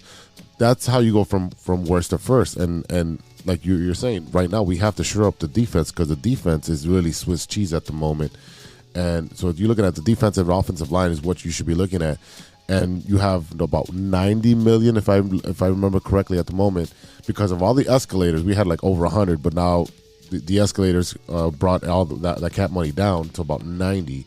Still more than anybody in the NFL. So you're looking at the Bears are in great shape to add. Oh yeah, 100%, man. And even at sitting at 90 million, they could easily get back to well over 100 million with a couple of roster moves. I don't anticipate guys like Cody Whitehair coming back. A lot of those futures and reserves deals, you could cut those guys. You know what I'm saying? Like, it's plenty of ways. Hold on, that's my camera. But there's plenty of ways to, you know what I mean? Just flip the script if you're the Bears, man. And the examples are, you know what I mean? Teams like, the examples are the teams like, Philly, Buffalo, the Chargers, of course, Miami. Go ahead and get yourself together. You know what I'm saying? By saying, okay, this is our guy. Don't play around with it. Don't trade Fields. Don't draft a quarterback. That's foolishness. Yeah. You are literally setting us back to square one, and you have a potential superstar quarterback that just needs a little help around him.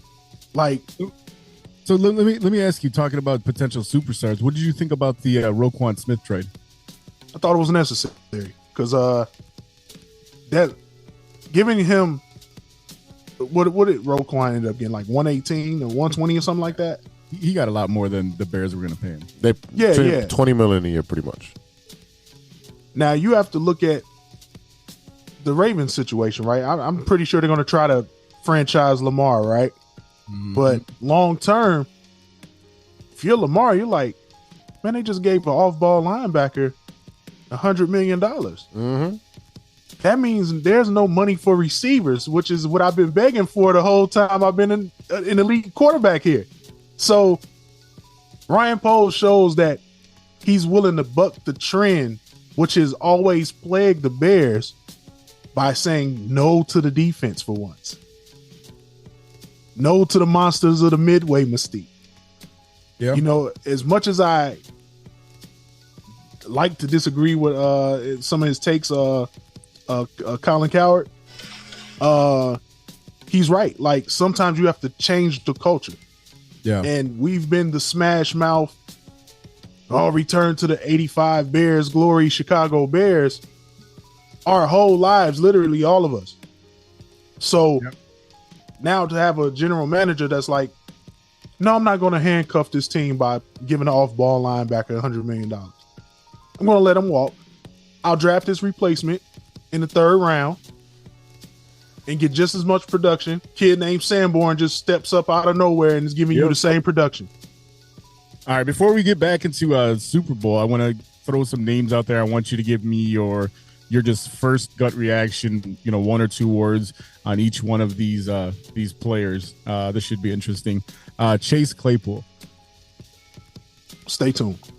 Woo! I like that. I actually really like that. Darnell Mooney. Re-sign him. N'Keal Harry. Peace sign. Peace sign. Peace sign. Sorry to kill. Gotta go. I don't think personally. I don't think with that injury that he came in with, I'd like to see him back next year just to give him a chance and see what he can do, because I think with the way that the Patriots operate, it's kind of, if you're not immediate, you kind of get kicked to the curb. But with that injury, and then last name I want to mention is David Montgomery. Hurts my heart. Draft his replacement. Ouch. Wow. So you're going with a rookie running back for next season? Chase Brown out of Illinois. Go get him. It's David Montgomery for rookie deal money. Okay. So you're not going after one of the big running backs that they're going to be available? No Saquon Barkley, none of that. Don't do it. Don't trust his health. You'll be right back where you started. Like, see, that's like, you know, the pork chop in front of the pit bull for the Bears fans, where the Bears were supposed to have this dominant running back, Walter Payton, Gale Sayers. No, don't do it. Saquon is essentially Lonzo Ball. Yes, don't do it. Please don't do it. And I think Ryan Poles understands that. One more name real quick is Velus Jones. Jugs Machine. Yeah, I like it. Jugs Machine. He's going to be a player though. I believe in Velus Jones. He just one of those things. Kid with so much natural ability. Yeah. Got a taste of that real speed in the NFL game, and being in Chicago as opposed to being in Southern California and in the South, where the weather is really a factor and catching punts and stuff like that. Yeah. He'll come back. He's going to bounce back. He's going to be solid though. I like him. Okay, let's loop back to some of these storylines for the Super Bowl. Yes, another really interesting storyline is the Kelsey Bowl. It's the first time the two brothers are going to be facing against each other. I think you had Jason and Devin McCourty played for the Patriots at the same time, so that was pretty cool. And you did have the Harbaugh brothers face each other when the Ravens and the 49ers went a few years ago. But this is the first time in NFL history you're going to have two brothers playing against each other. We know that they are big fans of one another. We always see the other one at the game during the playoffs if one is knocked out. So Jason Kelsey, one of the best tight ends in the game. I mean, probably ever, if we're being honest with ourselves, to the way his catching ability is. And then Travis Kelsey, you know, obviously one of the best offensive linemen in NFL history. So it's going to be really interesting for that family up in the stands on that game. You know, this is just one of those really cool coincidences that we've never seen before. Yeah, man, this Super Bowl is full of those kind of storylines, man, that makes the game and the week leading up to it more interesting. And then we talked about it before, Pat Mahomes and Jalen Hurts, the first two black NFL quarterbacks to be facing off against each other in the Super Bowl. And, you know, we can go back to Doug Williams, talk about, you know, one of the first ones, NFL quarterbacks to make it to the Super Bowl, black NFL quarterbacks. We talk about all the stigma that was behind black quarterbacks. We've talked about it before on this show very early on when we were coming on, when the Bears had Trubisky and the dispute over whether they should have got Mahomes and how the Bears never want to draft a black quarterback. Well, now their presidents, their GM, and their quarterback are all black. Can you tell us what you think about the significance of these two quarterbacks facing off against each other? Yeah, man, I think it signals a changing of the guard, man. Like, I mean, even regardless of the color of your quarterback, you need that skill set, if that makes sense. You know what I mean? Like, if you look at all of the guys who were in the Final Four, the conference championship games and all of that stuff, every last one of those quarterbacks can move. Yes. Like, even Joe Burrow shook somebody out of their socks when he had to have that first down. Like, there's no more. You literally just saw the end of that era with Tom Brady sitting in the pocket, and it was just over. Like, yeah, we'll give you the dink and dunk stuff, man. Like, defenses are too good now. They're too athletic. If you don't have, like, exceptional playmakers, and you know the Buccaneers were banged up. Very. If you have to be able to surround those type of quarterbacks with elite offensive linemen, and it's so hard to field a group of 5, you know, elite linemen nowadays, that you're gonna have to be able to get out of trouble with your legs. Like, you're seeing it. Look at Mahomes; he's like a magician, and he's doing it with his legs to set up the throws. Is that due to how good NFL defenses are, or the offensive line are just not that good as they used to be? I just think it's just hard to keep a group together because, like, once you have a good offensive lineman, I mean, those dudes are getting paid well. So, you know, the days of like, hey, unless you're killing it in the draft, it's hard to go out and sign, you know, 3 or 4 good O linemen, you know, back to back like that. So, you kind of got to get lucky a little bit. Got to have a little bit of, you know, we're drafting and developing some guys, and you know, we hit big on a couple of free agents, man. So, yeah, it's definitely one of those things where the minute Tampa had those injuries on the O line, you could just see the difference. Like, Brady's a sitting duck back there.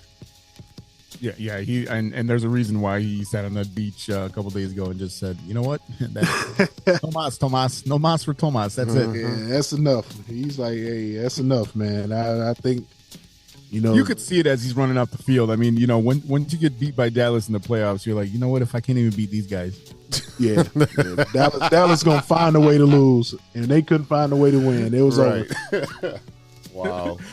Speaking of legacies, you know, one of the biggest legacy for this is the legacy for Mahomes and Andy Reid. I mean, we saw his struggles in Philly, not really being able to get over the hump despite those 4 consecutive NFC championship games. But if they do win the Super Bowl this year, Mahomes and Reid would become the 13th quarterback.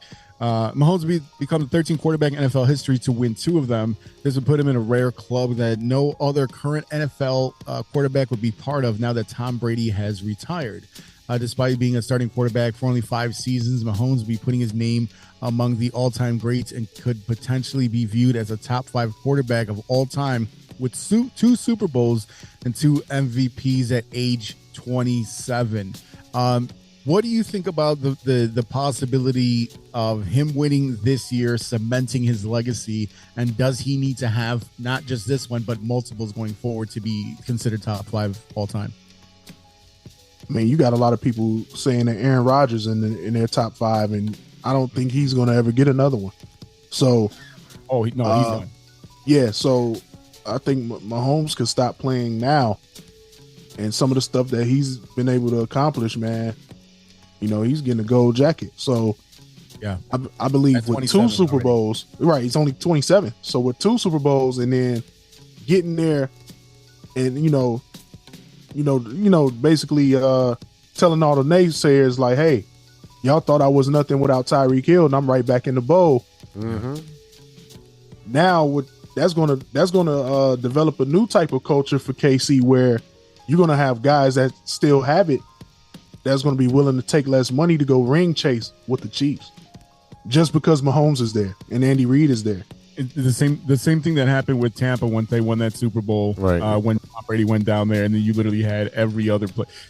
I always called Tampa the land of misfit toys because it was all these players that were cast-offs from other teams, aside from like Mike Evans. Everyone else that was on that team was someone that either had good success or relatively good success on another team. Like, Sue was on that team. You had Leonard Fournette from the Jaguars. You had, of course, Brady and Gronk. You had all these players that came on. They had Vita Vea because that was their player.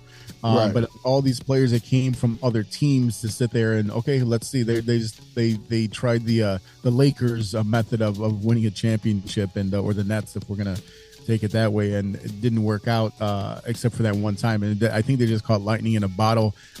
They caught everyone off guard, and it cemented Brady's legacy for me because it gave you the opportunity to look at him away from Belichick and seeing, okay, I could do it without you. It was almost like it reminds me of a Shaq talking shit about Kobe. Oh, you can't do without me, like all that shit. Tell me how my ass tastes. Like, all right, Shaq, calm down. That was hilarious. Whoa. One of my favorite all time. So you guys brought up Mike Evans, and obviously Tampa's not going to be a contender going forward for a while. Ooh. Would you trade for Mike Evans? I'd go for Hopkins first, and if I can't get him, then I'd settle for Evans for sure. Yeah, and that would be your number one. Yeah. Like he's an instant upgrade over anybody we got to receive. 100%. Right Yeah. now. He's got about, So- I think, about 3 years left on his contract. No, I think he's going to be a restricted free agent. So he signed a 5-year deal. Yeah, so you're looking at, you'll be unrestricted free agent in 24. I'm taking Mike Evans first, man. Between them two, I'm taking Evans first. He's younger, he's taller, he's stronger. Man, he's younger than Hop. The weight, yeah. Wow. I always thought that they were about the same age or that Evans was old. It seems like Mike Evans has been around forever, right? Mike Evans is a year younger and about 3 inches taller. But yeah, I'm taking Mike Evans. I feel like Hopkins. I feel like Hopkins is like I don't know. I feel like Evans his route running. I think he has to me he has a better attitude because Hop, like, you know what I mean, like he forced his way out of the, you know what I mean, like, well, I mean, like, yeah, there was some shit that was said, but I mean, like, I don't know, Mike Evans, when do you ever hear anything bad about Mike Evans? When do you ever hear Mike Evans' name unless he's catching a touchdown? Yeah, that's true, man. Like, I mean, I'd take them both. I mean, if I could get it, but I'm just thinking about Justin Fields' development, right? And the type of receiver that Evans is, I think it fits what Justin Fields and the offense wants to do a little more, because they want to push the ball downfield. And yeah, Mike Evans is, I would feel like a better fit for that purpose. But then why do you have Chase Claypool? You know what I mean? So I feel like DeAndre Hopkins is a guy that can beat man coverage in his sleep. And you got guys, and you know, these quarterbacks are taking the next step. Like, you look around the league and you see all these guys taking the next step. It's because they got a guy that can beat man coverage in their sleep. Justin Herbert has Keenan Allen, one of the best route runners out there. Tyreek Hill, his speed scares corners and stuff so much he always seems to be open. Jalen Hurts, AJ Brown can get open. Like, you look at these teams and they got a guy at that number one spot that's, no matter what, I can count on this guy to be where I need him to be. And it makes the other two reads more simpler. You know what I'm saying? Where if I got a guy that's my number one and I'm sending him on the 9 route, then here we go again. I'm depending on Mooney and Claypool to get open underneath, which is also will be an upgrade just because now those guys get to see single coverage. You know what I'm saying? So just go get a number one. So, you know, like, I don't care who it is. And I've always talked about the difference in the trajectory of what the Bills were able to do when they got Stephon Diggs. Talk about, Pat Mahomes and Tyreek Hill went younger, but they also had Jason Kelsey, so he has someone to throw to. You look at the development of Tua despite the concussions with Tyreek Hill this season. You look at Keenan Allen and Justin Herbert, even though Keenan Allen can't stay healthy. Derek Carr looking okay with Devontae Adams. But when I'm comparing DeAndre Hopkins and Mike Evans, I mean, I'm looking. I took a quick look at this injury history here, and Mike Evans has never suffered a significant injury in his career. This year he had a hamstring thigh issue, hamstring, left knee, right ankle sprain. It's mostly hamstrings. That's all he's had is strains. Hopkins had a ACL, torn MCL last year, and he was out for the rest of the season. And that was in December of 21. And then his knee flared up, and he missed the last 2 games of the season. Rib injuries, same thing. Everyone's got the hammies but he has he's AC joint sprain, left calf injury, concussions. Concussions were nuts this year because they actually called the concussions. But yeah, I mean, like he's had more significant and more injuries throughout his career. He was out 5 different times in the year of 2021 between September and December. So I mean, that's the age is you know exactly what age is. I mean, know what it is. And we can't forget the PED suspension too, man. Yep. There we go. So it reminds me of everyone's favorite everyone's favorites, former Bears receiver Alshon Jeffrey, who was injured every single year in his soft tissue, and so he took some PEDs, and then all of a sudden his career year with the Bears. Oh, guess what? I got popped. Yeah, because you can't stay healthy. Yeah, 100%, man. He's a great player, but if I had to pick between him and Mike Evans, I'm taking Evans. Yeah, man, you made very good points and a very good argument, man. Finally, some respect around here. Oh, relax. I'd take either one of them, but for our situation, whoever we can get, either one of them, I'd take. Someone needs to tell Steven about this. This is why you don't get allowed. You don't get invited to Bulls games, sir. Shit. I'm okay with it. All right. So last thing to talk about for the Super Bowl. Who you got? Who's winning this game? Z, let's start with you. Definitely, I am cheering for the Eagles. Cheering or that? So you can cheer. That's different than who you think will win. Who do you want to win and who you think will win? Yeah. My heart's with Philadelphia, but my money's on the Chiefs. I don't see nobody out coaching Andy Reid. Ooh, Chiefs. I like you. So you taking the Chiefs to win? Yes, sir. Okay. Will. Going Philly, man. Going Philadelphia. I think the kind of ironic thing about this is the fact that Andy Reid had one of the best mobile black quarterbacks trying forever and ever to make it and win a Super Bowl in Philly, and now look what they got. Because McNabb was an enigma at that time, right? You did not see that. You had Michael Vick, you had Donovan McNabb, you had Steve McNair, who wasn't that mobile. Warren Moon in comparison. Warren Moon way before that. Warren Moon was one of a kind type player where you just did not see that at that time in any quarterback. I don't care black, white, or whatever. But I mean, right now, seeing the mobility, the young black quarterback who's got the swag and all that shit. Andy Reid tried to make that successful in Philly for a long time, and I think that I think Philly's gonna win it.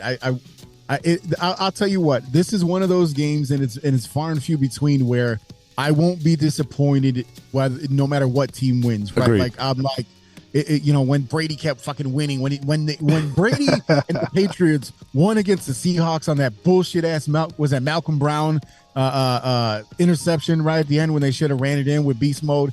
Like that was a gimme, right? Like, here, we don't want it, just take it. Like this is the first time in a long time where I'm like, I wouldn't be upset about either team winning, and I'm kind of rooting for both of them, if that makes sense. I have a very important fact, key factor that Philly will be the first team that the Chiefs have faced in the playoffs that may be able to block Chris Jones. Okay. Chris Jones has been wreaking havoc all playoffs. He literally closed the game against the Bengals. You block Chris Jones, you can't stop Joe Burrow. He was sauced up and ready to go win that game. And they couldn't keep Chris Jones off his ass, like literally. Yeah. So you block Chris Jones, you can beat Kansas City. It's that simple. But the rest of their defense ain't getting it done. Don't you think Andy Reid knows that and will scheme for that?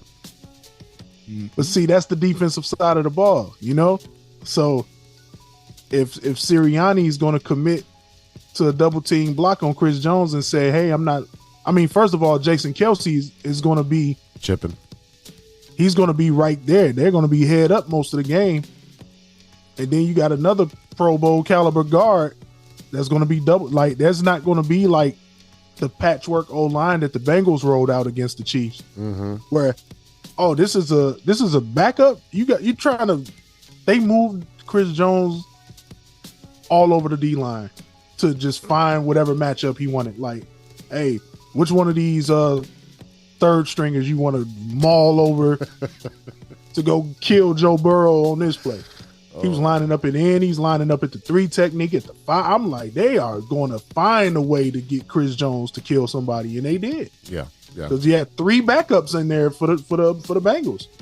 Yeah. I do want to point out the fact that Philly has had a very easy road to the Super Bowl in comparison to Kansas City. Yeah, man. Like Kansas City has found a way to win every game.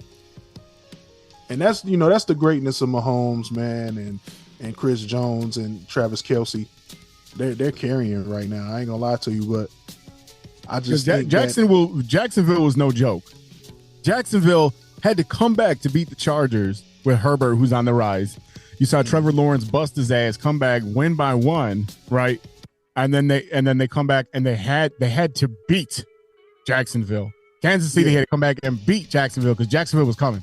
Yeah, and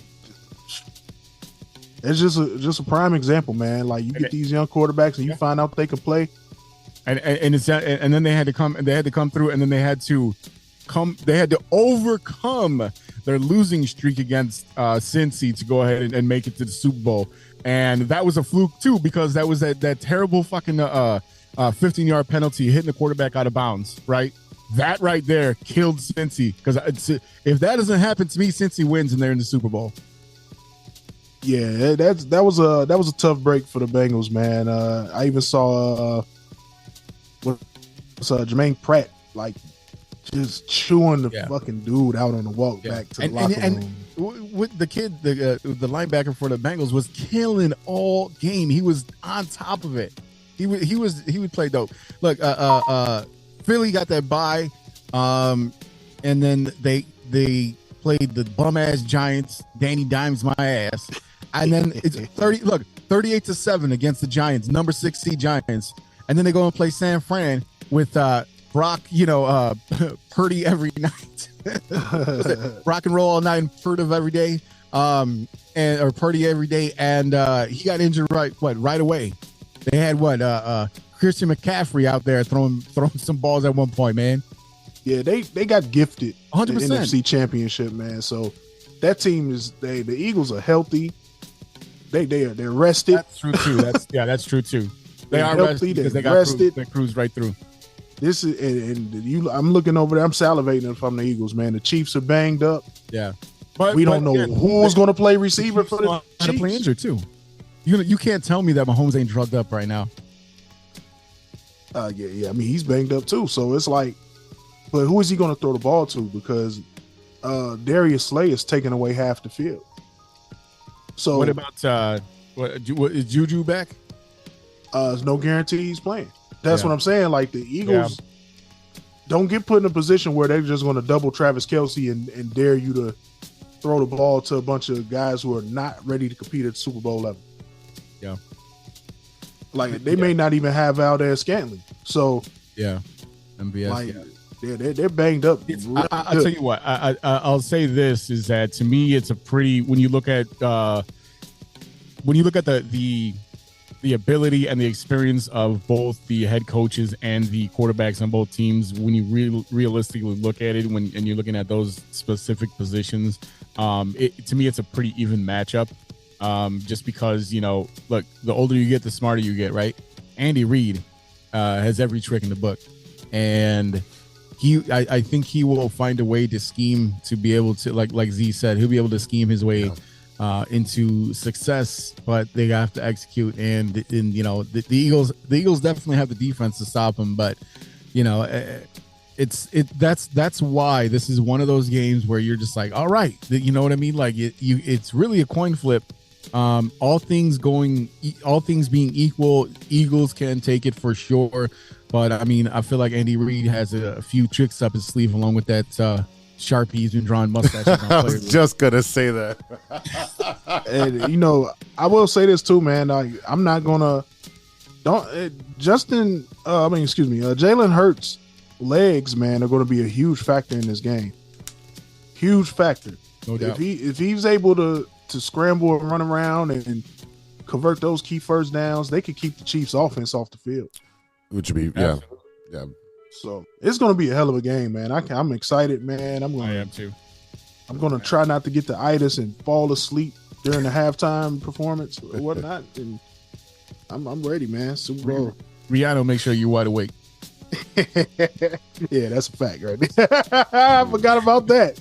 I'll be just fine. I'll be just fine. This ain't like who we had last year? Death Row. Shit, I don't. Yeah, it wasn't Eminem there, and I'm like, aren't we tired of Eminem? Hey, Yeah. but speaking of which, real quick, I want to give you a shout out for that Timbuktu T-shirt you rocking on the screen right now. I really appreciate that. That is super dope. Yeah, man. We always gonna rep Tim, man. Make sure y'all donate to the foundation as well, man. I miss my brother, man, and Tim was one of the good guys, man. One of the few people that you can count on to play Chicago artists on WGCI, man. Like, and you know how hard that is. Just a reminder out there to all the men, especially men over 40, start going to get your checkups, take care of your body, because if something gets a hold of you, it'll take you out real quick. That's facts. Yeah, man. Yeah, Tim definitely going way too soon, man. But his foundation and his legacy is living on through us all, man. And yeah, man, we're gonna always rep Tim, man. So yeah, Absolutely. that's it with that, man. All right, ladies and gentlemen, we'll be right back with Stirring the Pot after a word from our sponsors. Hey, true Chicago sports fans, show off your Chicago pride with some fresh clothes from Grit Clothing Company. At Grit Clothing, they create that simple yet classic style that represents that Chicago Southside lifestyle. From t-shirts to hoodies, hats to glassware, they've got you covered. Grit has everything you need to represent your Chicago pride, so do it right now. Check out gritclothingco.com and use the promo code TrueFan15. TrueFan15 for 15% off your entire order. Let me say it again. That's gritclothingco.com and use the promo code TrueFan15 for 15% off of your entire order.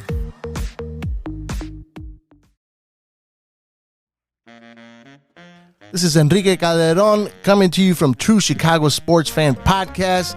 Come check me out on social media, Enrique Calderon Official on Instagram and Facebook. Check us out. Y te lo dice Enrique Calderon.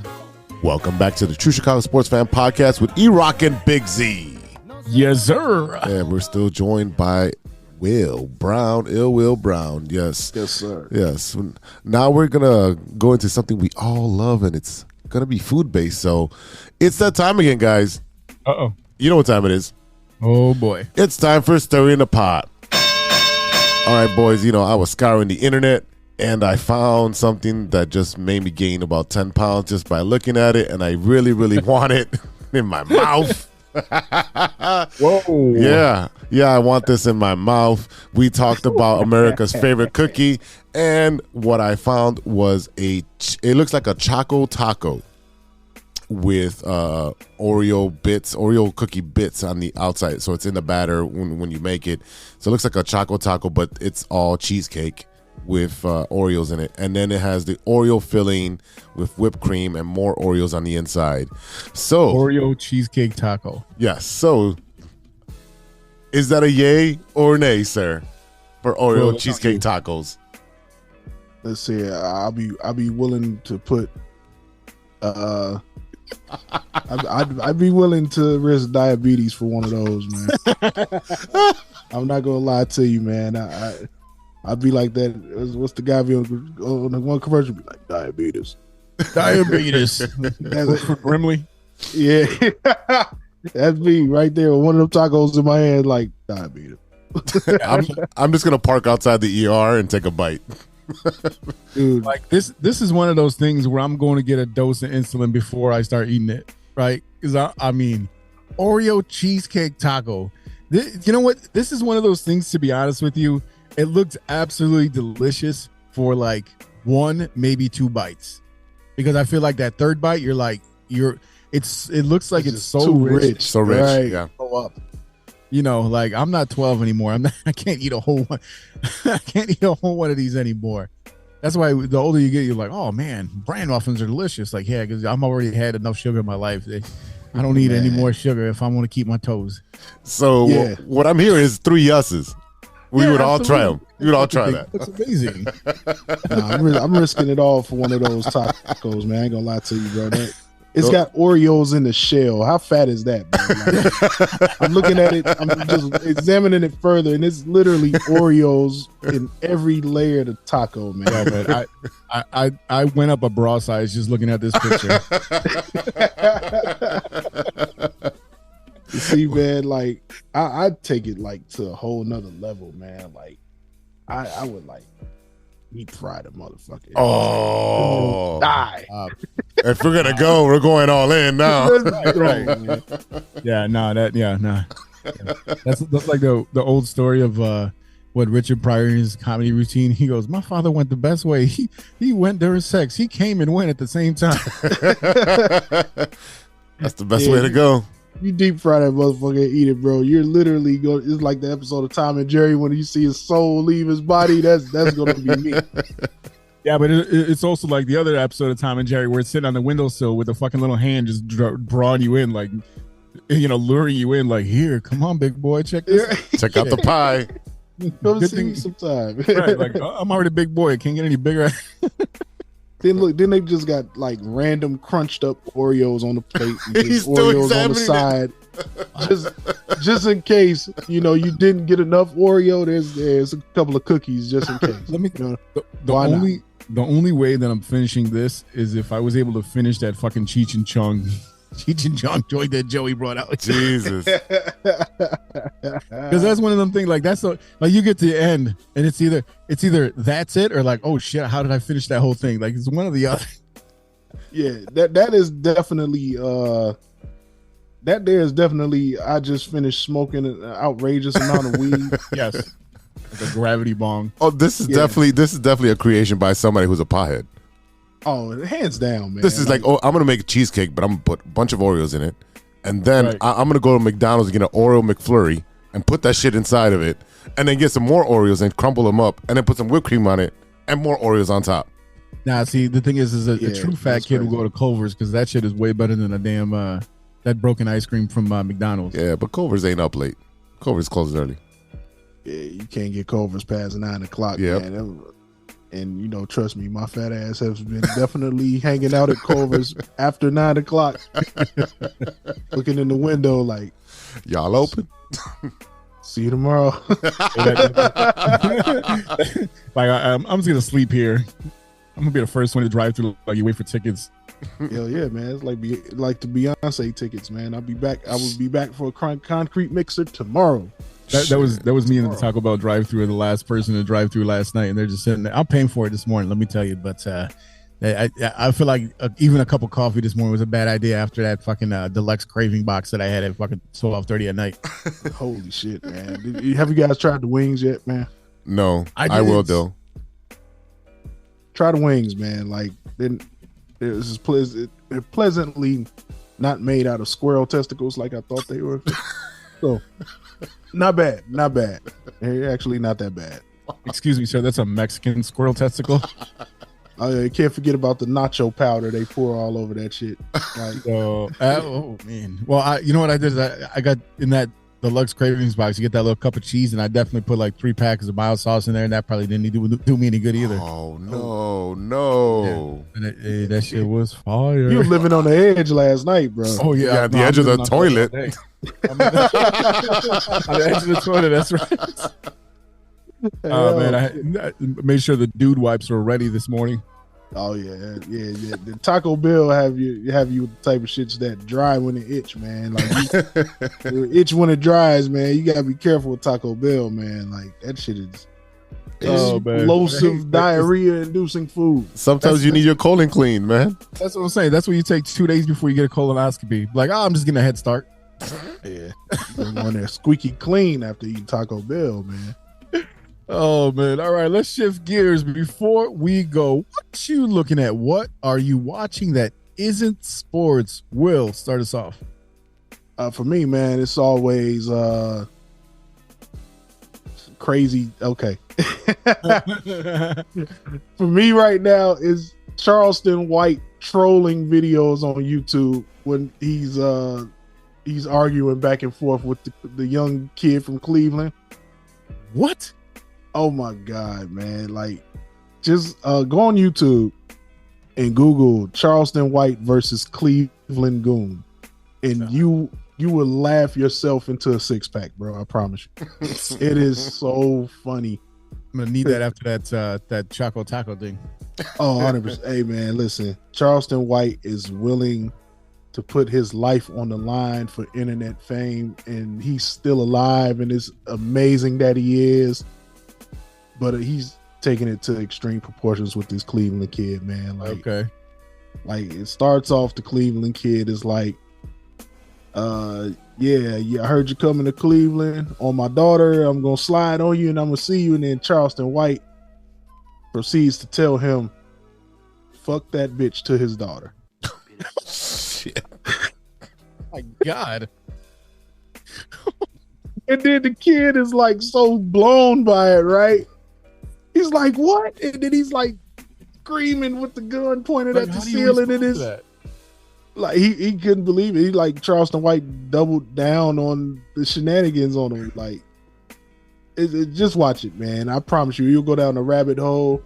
Man, I have it pulled up here, and it looks, this looks wild. He's been beefing with 2 years already. The guy's been beefing with him well over 2, going on 3 years. Wow. And it's just shenanigans, man. Like, every time Charleston White goes live, he's looking for this kid. Like, that's where they're at with it. It is very entertaining. That's what I'm looking at. We have to put that one on the list. I feel like I don't know if it's my age or what, but I completely forget about watching YouTube a lot of the times. YouTube is insane, bro. It is. It's just it's like social media videos all day. 100%, man. Yeah. All right, Z, what you got? 2 things. Prior to recording right now, I was watching that 90s show. I'm about 2 or 3 episodes in. It's okay so far. It's nostalgic. How deep did you get into that 70s show? You came on to it very late. I rewatched it when they put it back on Netflix from start to finish. So I own the DVD set, so I was always a fan of the show. I can watch that at any point and any episode, and I'll be cracking up because that's one of the most funniest shows I've ever watched. So right now it's kind of like the kids are there. It's a little different. So 3-4 episodes in, I'm giving it a chance. I'm gonna give it to the end of the first season, and I'll make my decision from there. Have you seen that? Will, have you watched that show at all? The 90s show, I have to give it a chance. I was a big fan of that 70s show, so I'm definitely gonna. I'll probably wait until the whole season is finished and then just. I think it is. They dropped the whole thing at once. Yeah, it's Netflix. Okay, so they dropped the whole thing. So I could just go and binge it. Okay, so I'll go ahead and binge it. See how I feel. So I watched it. I watched it all the way through. I think I watched it about 1.5 times through. Right, and to me, I mean, and like Z said, like I watch the shit out of that 70s show. I mean, like constantly. Like when it's on Netflix, I just put it on repeat. Yep. And to me, it felt just like a new season of that 70s show. Right, you just got a new cast, and just the way it's set up. You still got the hub. You got Kitty. You got Red. You got Eric and Donna coming in, making their appearances. I thought it was pretty well done. I really liked the storylines that they had in there. The relationships between the people. I mean, the funny thing I thought was that people were like, well, this is like a Disney show and this and that. I'm like, I've never seen any Disney show where they fucking smoke weed. Like, I've never seen that. Right. Disney ain't messing with the weed, man. Like Billy and Millie and Willie and Todd or whatever, they didn't smoke no fucking weed. Like, I've never seen. You see Moana smoking weed. I've never seen Hannah Montana doing a gravity bong. Like, you know? I kind of wouldn't mind seeing that shit though. Something like a wrecking ball, you know? Yeah. So I'm gonna give it a chance to finish it. So I'll probably finish it sometime this week when I'm not coaching or whatever. You'll enjoy the whole thing, and they already got renewed for season 2. Yeah, I did see that. Yeah. I did see somebody on Facebook try to tear it apart. Like, oh, this wasn't in that. This wasn't available at this certain time period. I'm like, just fucking enjoy the show. Why are you looking at the fucking Pringles in the background? Like, oh, it wasn't in this whatever color. I'm like, who cares? Yeah, that cares? Flavor of Pringles wasn't available in 1996. We're like, right. Yeah, but neither were you, so shut the fuck up. Exactly. The other thing that I watched, another comedy thing, was You People, and and it's got mixed reviews. And I'm gonna tell you right now, I thought that shit was hilarious. Yeah, hilarious. You people starting Eddie Murphy, Jonah Hill. You got Lauren London. You got Julie Louis-Dreyfus, Neil Long. Mike Epps is in there. You got a bunch of like Rhea Perlman. Oh my God, she was in there. She was hilarious. Dean Cole, David Duchovny. Yeah, David Duchovny was hilarious doing a cover on the piano. Elliot Gould, Anthony Anderson. Like, it is an all-star cast. Matt Walsh. Like, if you don't know, Matt Walsh is hilarious. Yes. Oh yeah. It's like literally every comedian that you can think of that's been in a bunch of movies that they're in there. Well, Matt Walsh was also in Vice with Julia Louis-Dreyfus too. So I mean, like, a lot of these guys, Matt Walsh been around forever. Yes. I forget. I was watching a movie from like mid to late '90s last week, and he popped up in it. I forget what it was, but he would, you know what I mean, like one of these background bit players. But yeah, Will, have you seen You People yet? Yeah, it's really dope, man. I'm not one of those guys who watch TV with a glass half empty mentality, man. I'm always looking for the good in the program, and then I feel like some people watch stuff nowadays just to tear it down. And correct. It's like, yeah, but no, I thoroughly enjoyed it, man. It was super dope, man. I mean, as soon as I saw Eddie, I was already like, okay, Eddie's in it. I'm going to give this a chance. No, he definitely has some good lines in there. He was like, he goes, black people's hair has gotten curlier and curlier. Yes, sir. He was like, it said that they met in the Waffle House or some shit like that. He's like, no, me and your mother met in the house of the Lord, and we shared our love of the Lord. He's like, so I just made all that shit up, like that didn't happen. He's like, what the fuck is wrong with you? Coming back around, and like you see him getting a little bit more dirty and vulgar. Like, you saw him move away from that for a long time with Daddy Daycare and Shrek and all that shit, because he got to make his money. He got 10 kids, so I mean, he had to make some of that money, and he had to make some money he had to make some movies for the kids, and so him seeing him back with that, and Dolomite Is My Name and all that shit. I mean, really kind of coming back to his roots and yes, sir. Comedy again, man. I really I love Eddie Murphy, and I appreciate the fact that he's come back around in that realm. I loved it. I thought it was nostalgic to see Eddie Murphy back in the fold, but he wasn't the funniest person in the movie. That's what made the movie for me. Oh, yeah. 100%, man. Eddie's always been about passing the torch and paying homage. So, he knows when it's his time to shine, and he knows when it's his time to let the others shine. You know what I mean? He's a veteran in every sense of the word, man. But you're 100% right. He definitely wasn't the funniest person in the movie. No, Dean Cole has some great lines in there. Oh, Anthony Anderson with the barbershop thing. Yeah. Everybody got the chance to shine, man. That's what made it dope to me. Yeah. You know what I mean? Yeah. No question. E, what you watching? Plus Lauren London. Ooh. Yeah, you haven't seen her in a long time. I confused her for Christina Milian at first, like when I first seen the preview, and I was like, man, I forgot all about her. But yeah, I actually watched a few things. Definitely watched You People last night. So what I'm gonna be watching tonight is for one of my Christmas gifts from my wife. She got us tickets to go see Adam Sandler live at the United Center tonight. So I've been binging Adam Sandler a little bit, movies, and then I was listening to his album that he put out a long time ago. What the Hell Happened to Me? So I've been kind of playing down a loop. But a couple of movies that I've been watching. I did watch You People. I watched Banshees of Inisherin. I don't know if you guys have seen this, but it's Colin Farrell and I forgot the older guy. And he was in he was on SNL early in the season, and this is it's a very slow moving movie, but it's one of these ones that got a lot of Academy Award and Golden Globes nominations and shit. This is just one of the weirdest movies that I've ever seen. I really don't want to ruin the main points of it, because it was a very interesting thing that happened. Basically, one of them decided not to be friends with the other anymore, and Colin Farrell was just sitting there trying to like, no, we were friends. Like, why don't we be a friend anymore? And because of that, he kept pushing old boy, and the old boy took some drastic measures. So I watched that one, and then also I watched The Menu. Have you heard of this movie, The Menu? Yes, I went to go see it. I saw it at the Logan Theater.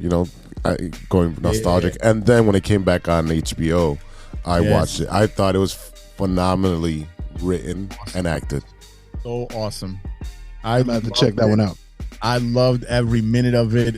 If you've ever been a food service industry worker or restaurants or anything like that, you will really appreciate this one. This is another weird movie, but when I say weird, we're redoing a lot of movies now, right?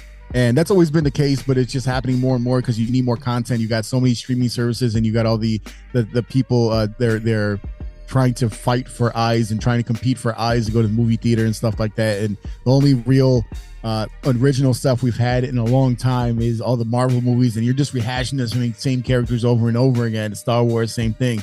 So this particular movie, great acting, great, just a lot of people, a lot of actors that you've seen in other movies are in this one as well.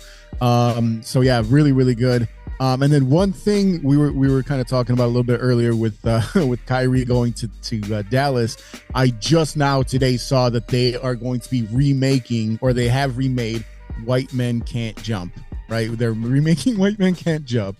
Holy Jack shit! Harlow playing the Jack Harlow. Jack Harlow. Yeah, Jack Harlow. It literally just today. Let me see. I'm gonna pull up Reboot. Yeah, so it just came out today. Jack Harlow and who is this? Kenya Barris is one of the writers. Jack Harlow and Sinqua Walls. I don't know who. I'm not familiar with him. Vince Staples is in it. There's a few people, but look, my thing is that every time they remake or reboot a movie, everyone's like, how could you do that? You're ruining it. I'm like, you're not ruining shit. Making something new does not delete the old thing, right? Like, I had a kid. That doesn't mean that when my kid was born that I just died. Like, it doesn't work that way.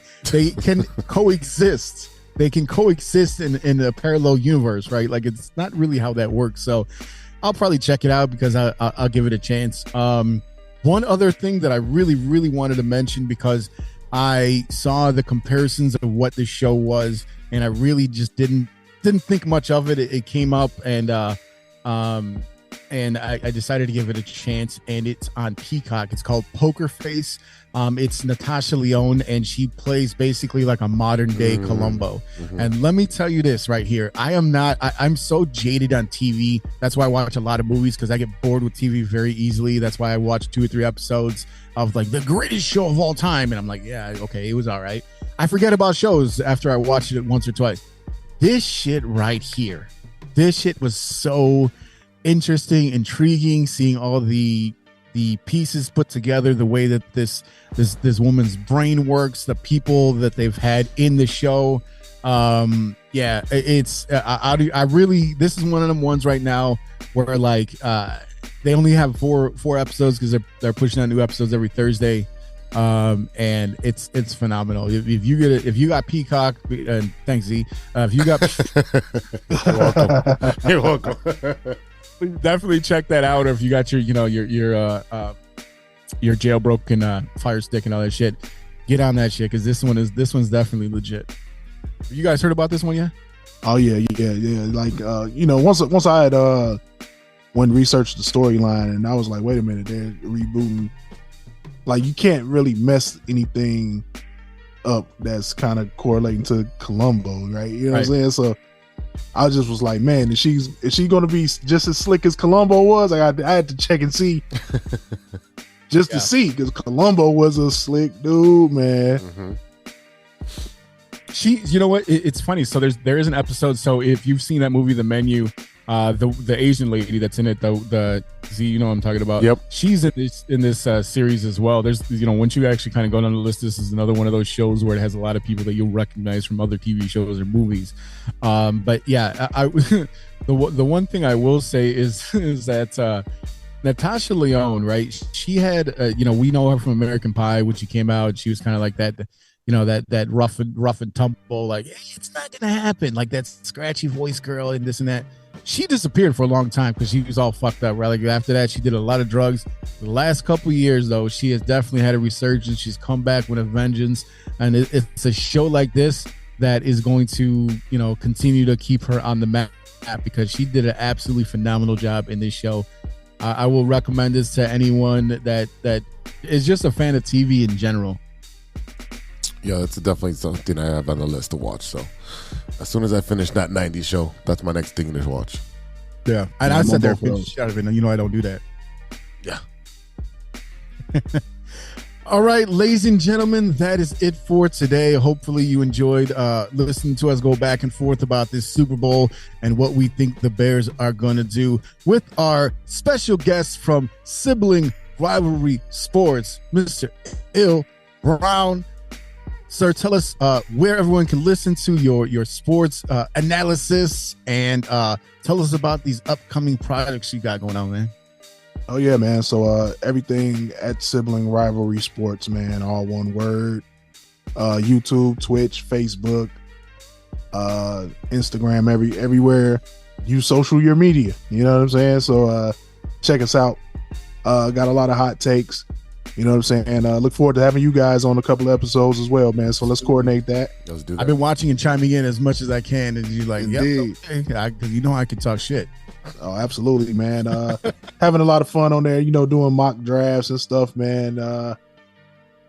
And then expanding the show, trying to not make it so bear centric. Yeah.